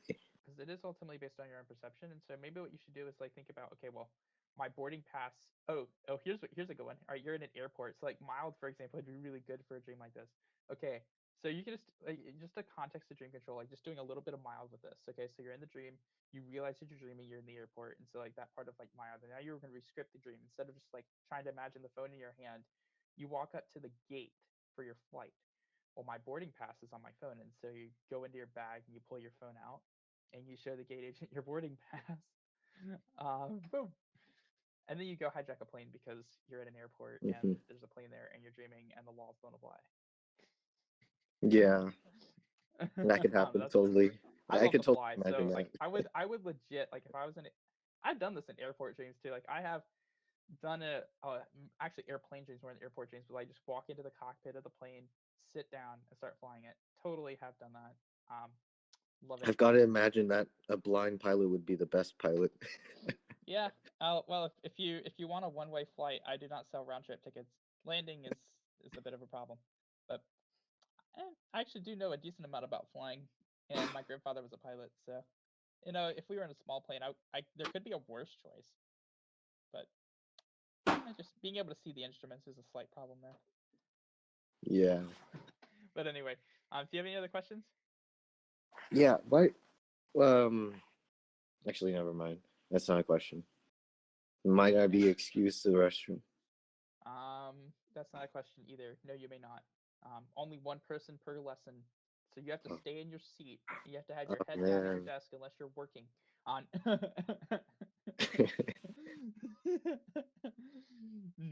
Okay. Have a good afternoon. You too. Thanks. I We have a good time, don't we? yeah. We have 3 minutes left. Yep. Okay, I have a question. Every Okay. time I get lucid, I last time I got lucid, I turned up the vividness so that I could ground myself a bit into the dream so that I could have a better time. And it was fun until I had 0.1 seconds of hesitation after turning up the vividness, like, what do I do now? And instantly got a false awakening. And that's probably how my last 10, maybe even more, lucid dreams have ended because I keep on getting false awakenings. And no matter how many intentions I set to do specific things, I can never get my mind set on specific dream goals, seeing as my dream goals are simply to be immersed in the dream world. However, when I try to immerse myself in the dream world and not have a specific goal in mind, my brain just sort of associates that subconsciously somehow with having a false awakening. And it's not even a false awakening exactly, because it's like the dream scene just sort of changes to something almost random. So it's not a false awakening. You just changed into the dream scene because you're not really Because thinking of it's it. not like I end up in my bed. I just sort of like end up in some I got it. completely different So it's dream not scene where like I as tend to annoying as lose having a lucidity. false awakening loop, which is really annoying.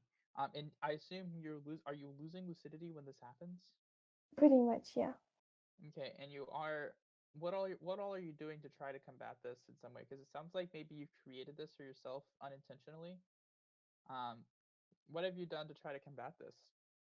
Intentions, mild, and not really worrying about it, which I think is the best thing you tend to be able to do. Because if Yeah. you don't worry about it, then but then I don't worry about it, and then it still happens. Oh, you know, it'd be really really funny if you were like if you got lucid and you start singing the song, "Baby, don't worry about a thing." You know, you ever heard that song? I'm gonna die. Yeah. But like maybe come up with like a specific goal. So like your goal right now, it seems like maybe you think, oh well, I've accomplished this, or like your goal is to immerse yourself in your dream, and so you immerse yourself in your dream, and then you like maybe don't think about it. But maybe I think you're associating that hesitation with things changing. But I assume you're keeping your mind on the dream environment itself and on what you're doing and on the fact that you are lucid.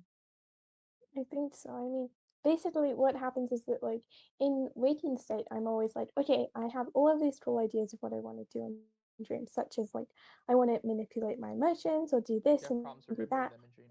and then I tend to like, um, inside of the dream, I don't have a clear idea of what to do. Or, well, part of what happens is that in waking state, I'm like, I want to find out what situation I'm in my dream, and then just like have fun in whatever situation I'm in. So that because I feel like that sounds like a good idea, just like because in my last dream that I had last night, my last lucid dream, I was actually in the setting of a massive castle. Wouldn't it be fun to fly around that?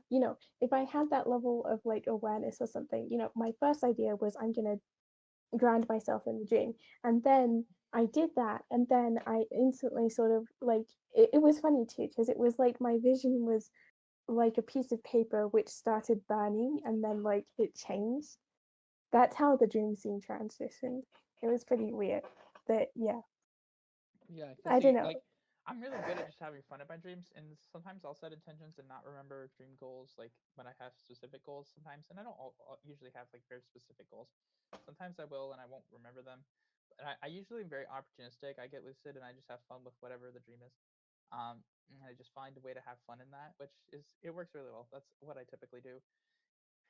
In your case, I think, obviously like trying to remain aware as you transition. Maybe just have you ever just like, when you get lucid, just keep your mind on the fact that you're dreaming and see if you can keep your mind on that as you transition into another scene. Have you ever done that? I think I have been able to do that, but I don't know. It's like I have a deep association between, like, maybe even almost schema level at this point, where it's just like I associate lucidity with sort of waking up soon afterwards or just not being able to do stuff. Because What at this point, I've had 49 lucid dreams, and none of them have I been able to do anything that I wanted to in the way that I wanted to, or let me like put it. had high Well, awareness or let's think something. about something else. Like let's say like just in the way of like trying to break this thing because I had way more than 49 short lucid dreams when I was dealing with premature awakenings for 6 months straight. I had way more than 49 in that time period, so I know what that's like. Yeah. It sucks. And anyway, so where were we? So here's something that maybe you could do. So as soon as you get lucid, instead of like trying to ground yourself in the dream, like lay down, like you're gonna go to sleep, I go like, well, I'm going to transition to another scene, and then well, I'm only going to transition once, and then you transition into another scene, and you remain lucid, and then you go about your business. But well, I've transitioned now. I'm free to go about my business. Maybe approach it with that kind of like a mindset. Like if you're trying to break the fact that you keep transitioning the scene every time you get lucid, maybe develop a mindset that you're only going to transition once, and then once you've transitioned and you retain lucidity, then you're free to go about your business. I I wonder if you transitioned. ever tried anything like that.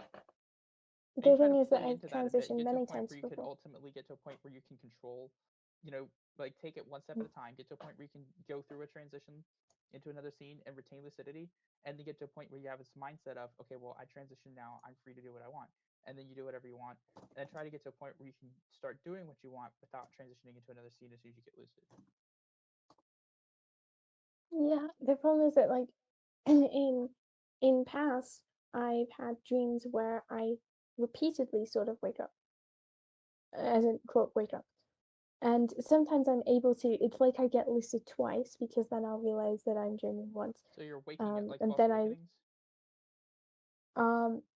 well, yeah, these quote false awakenings or like transitions or whatever. So like, That's not the same thing as waking up. Like, and so when you transition, let me just get this straight, okay? So when you transition, do you actually think that you just woke up from a dream? yes, even though I'm not in my bed, it's like it's a Okay. stupid situation where it's really obvious that I haven't woken up because I'm in a really weird place, Okay. or like not even in a bed. It's not even And just you not and my you bed. do It's and you just have not milded with it. this before, like, being in that spot and knowing that you're still dreaming. Well, when it transitions, it's like I transition and then I end up in a new place. Like last time, I transitioned into a white room with two chairs in it. And then I don't really remember the rest, but I remembered I was dreaming while I transitioned. I was lucid after the transition, but the dream still faded away because I associated transitioning with like actually waking up, I And think. then did you wake Or up for like I real, or think did I you was transition? struggling to get back into the previous dream scene because I wanted to be there. And then I don't know, it's like when I'm moving so much, I just sort of associate that with like instability or something. Yeah, it sounds So like it's these are like, how yeah. long has this been going on? I don't know how long have you been practicing lucid dreaming? How long has this been going on? I've been practicing for like a year and I've been well, no, I've been for a year I've been on and off practicing and getting lucid dreams. However, this specific problem only started. Okay, I can tell you the first time that happened. I don't have the exact date. Maybe like 2 or 3 months ago, like something weird happened, and I got an almost false awakening like this.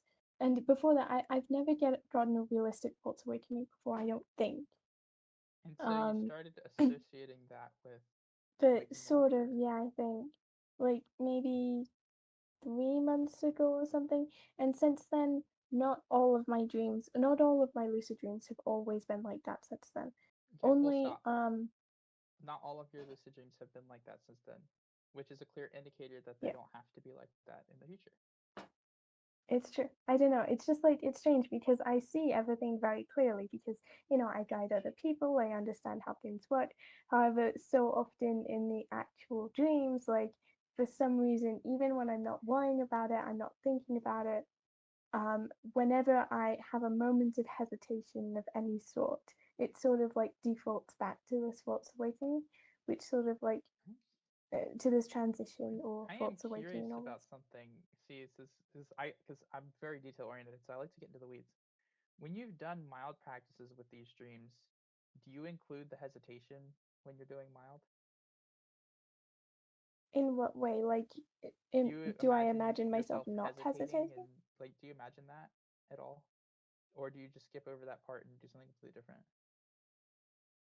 Maybe. I mean, Are you I milding with do these I do lucid mild dreams? in a strange way where I'm like incorporating SSILD into it in like really weird and random ways.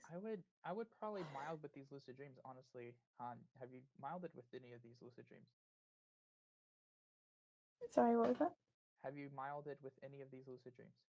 Oh, yeah. Okay. And so what do you do when you're doing mild with one of these lucid dreams?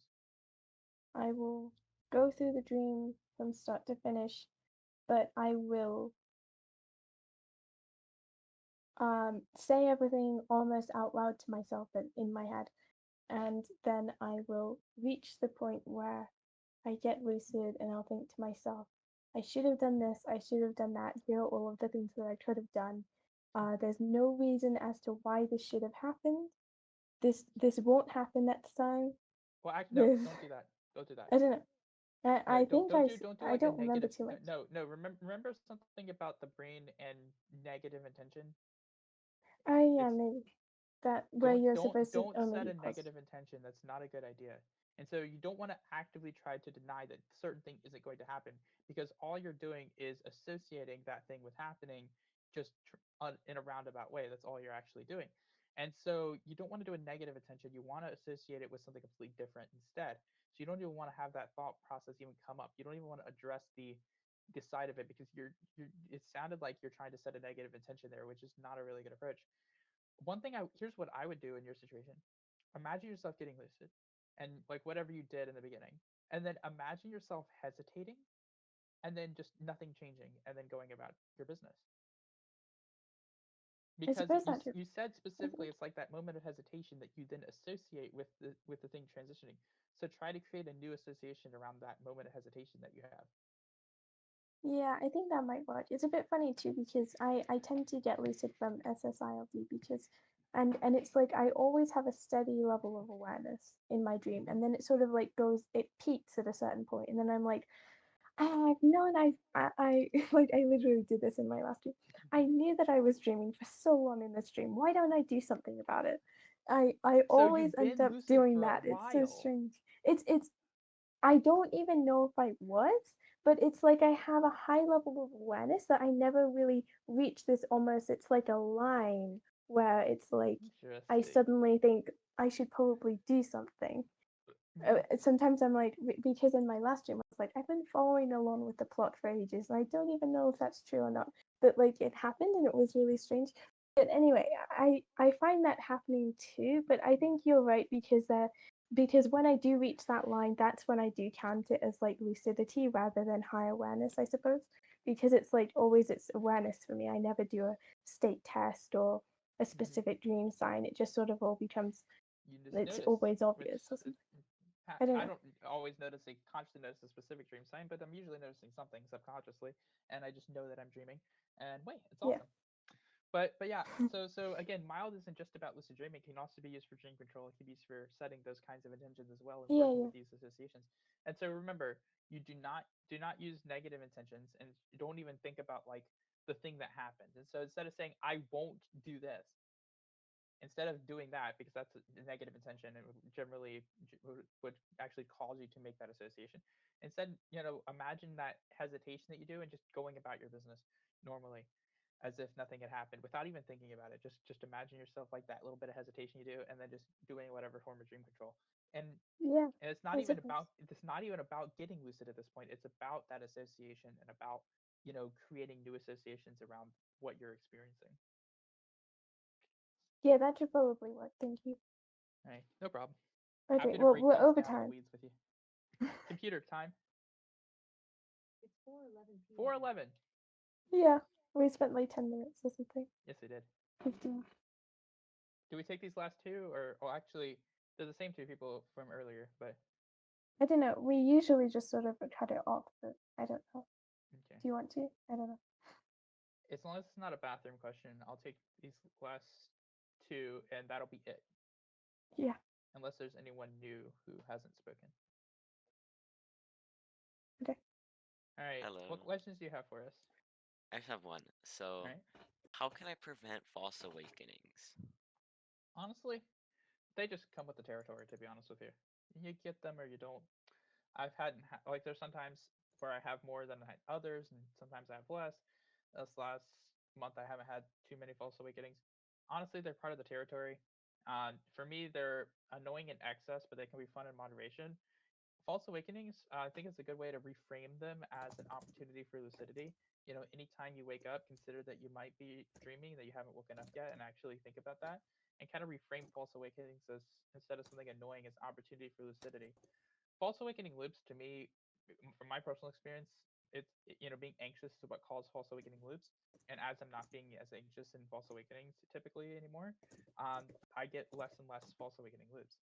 And so I have been able to work on that just by controlling, how I respond to situations and whether or not I'm getting nervous or doing, or having doubts about certain things happening and causing that to happen. Okay. I just wish there's like a little better outcome to it, but I mean, I understand. You're not stuck in that spot, so you can leave. Like if you get lucid in a false awakening, you can leave your house. You're not stuck there. Yeah, no, it's just a little hard to spot the differences, like for me at least, because I'm still so Okay. new to lucid dreaming. Well, Like you can the always dream science. you can do state tests whenever you wake up or you think you've woken up. You can do state testing to try to see if you're dreaming as a confirmation measure. You can of course examine your environment, try to make something happen. You can do a memory retrace. Obviously, since you just woke up, memory retrace it would be a little bit different there. So more like just examine your environment, and also you can do like a nose bench test or something along those lines if you want. But there are ways you can catch false awakenings. Okay. Thank you so Okay. much. My pleasure. Have a good day. You too.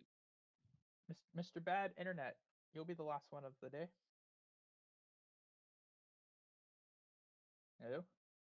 I'm sorry, I didn't know I was muted. Well, I have a question. Okay. Well, why is sleeping for like more than 12 hours straight bad? Like I told someone that I slept for 14 hours straight, and they all told me that it was unhealthy. So It is. It's unhealthy for a few reasons, actually. One, oversleeping is a thing. In fact, if you oversleep, you can actually still feel tired when you wake up. It messes up sleep schedules. So now you're more awake later in the day when you should be sleeping. It messes up a consistent sleep schedule, your body, circadian rhythms, that kind of stuff. So yeah, oversleeping is actually unhealthy. There is such a thing as getting too much sleep, and you don't actually unless it's like you've been so sleep deprived that you really need to get some sleep and then you sleep 14 hours and you wake up and you're really rested because you were awake for 40 hours the day before and a couple days before and you were just so tired. But on a normal night, if you're sleeping 14 hours, you're not going to wake up rested. You're probably going to wake up tired because you overslept and you're not going to have as much energy. I mean, there are downsides to well, oversleeping. well, that's correct because I always wake up so tired, so I sleep in. So, and anyway, I will beat my record. Okay, you gave me like, yeah, I will break my record and I will sleep 15 hours today. It cannot be that Please bad, do not right? do that for your own health. Just don't, okay? Okay. Your life is worth more than Thank, that. All right. thank you for that. Well, see you yesterday. Thank you, Lord George. Let me know when you become King George VII. All right. By the way, that's a reference to the British monarch. The last King George in the Sure. United Kingdom was King George VI, and I think we're done here. Okay. I thought this would be the last session, but we did do one on Sunday, the Hey, 19th. oh, I'm back. Hi, Uh, Beth. You are here. please, Hello. could you please repeat what you said? Skyfall. I accidentally. I don't know what happened. It just. I said that let me know when you become King George VII, and the last British monarch was who was King George was King George VI. So let me know when you become King George VII because you're Lord George now. So let me know when you become King George. Well, I'm not British, but I will think Oh about really? that. You're not English? Oh, I would never have No. guessed. Oh no, mate. All right. Well, thank you Okay. so much. Thank you so Okay, much. thank you. Beat your router with a See you sledgehammer. Maybe yesterday. it'll work better. I don't know. Your internet unfortunately was the real villain of tonight's meeting. Yeah. Thank you It though. was funny as hell. Yeah. Yeah. Have a good night. See you yesterday. See ya. Crystal apparently finds other people's internet problems to be funny. I don't get it. That's It weird. was funny. Shut Not to up. It me. was literally funny. Anyway, Not as funny as thank Chica's you, eating Lord his. George, for making this Yeah. funny. Thank you. I wish I could show Um, my face. Then you could all really have something to laugh at. But Anyway, I want to thank No. everyone who showed up today and who stayed here for the whole thing. Thank you so much for your time this afternoon. Thank you for your questions. And anyone who's watching this on replay, if you've made it through the whole thing, thank you so much for being with us and giving us some time in your day. And we will be Yeah. back for part 6 in 8 days on Sunday, the 19th of November.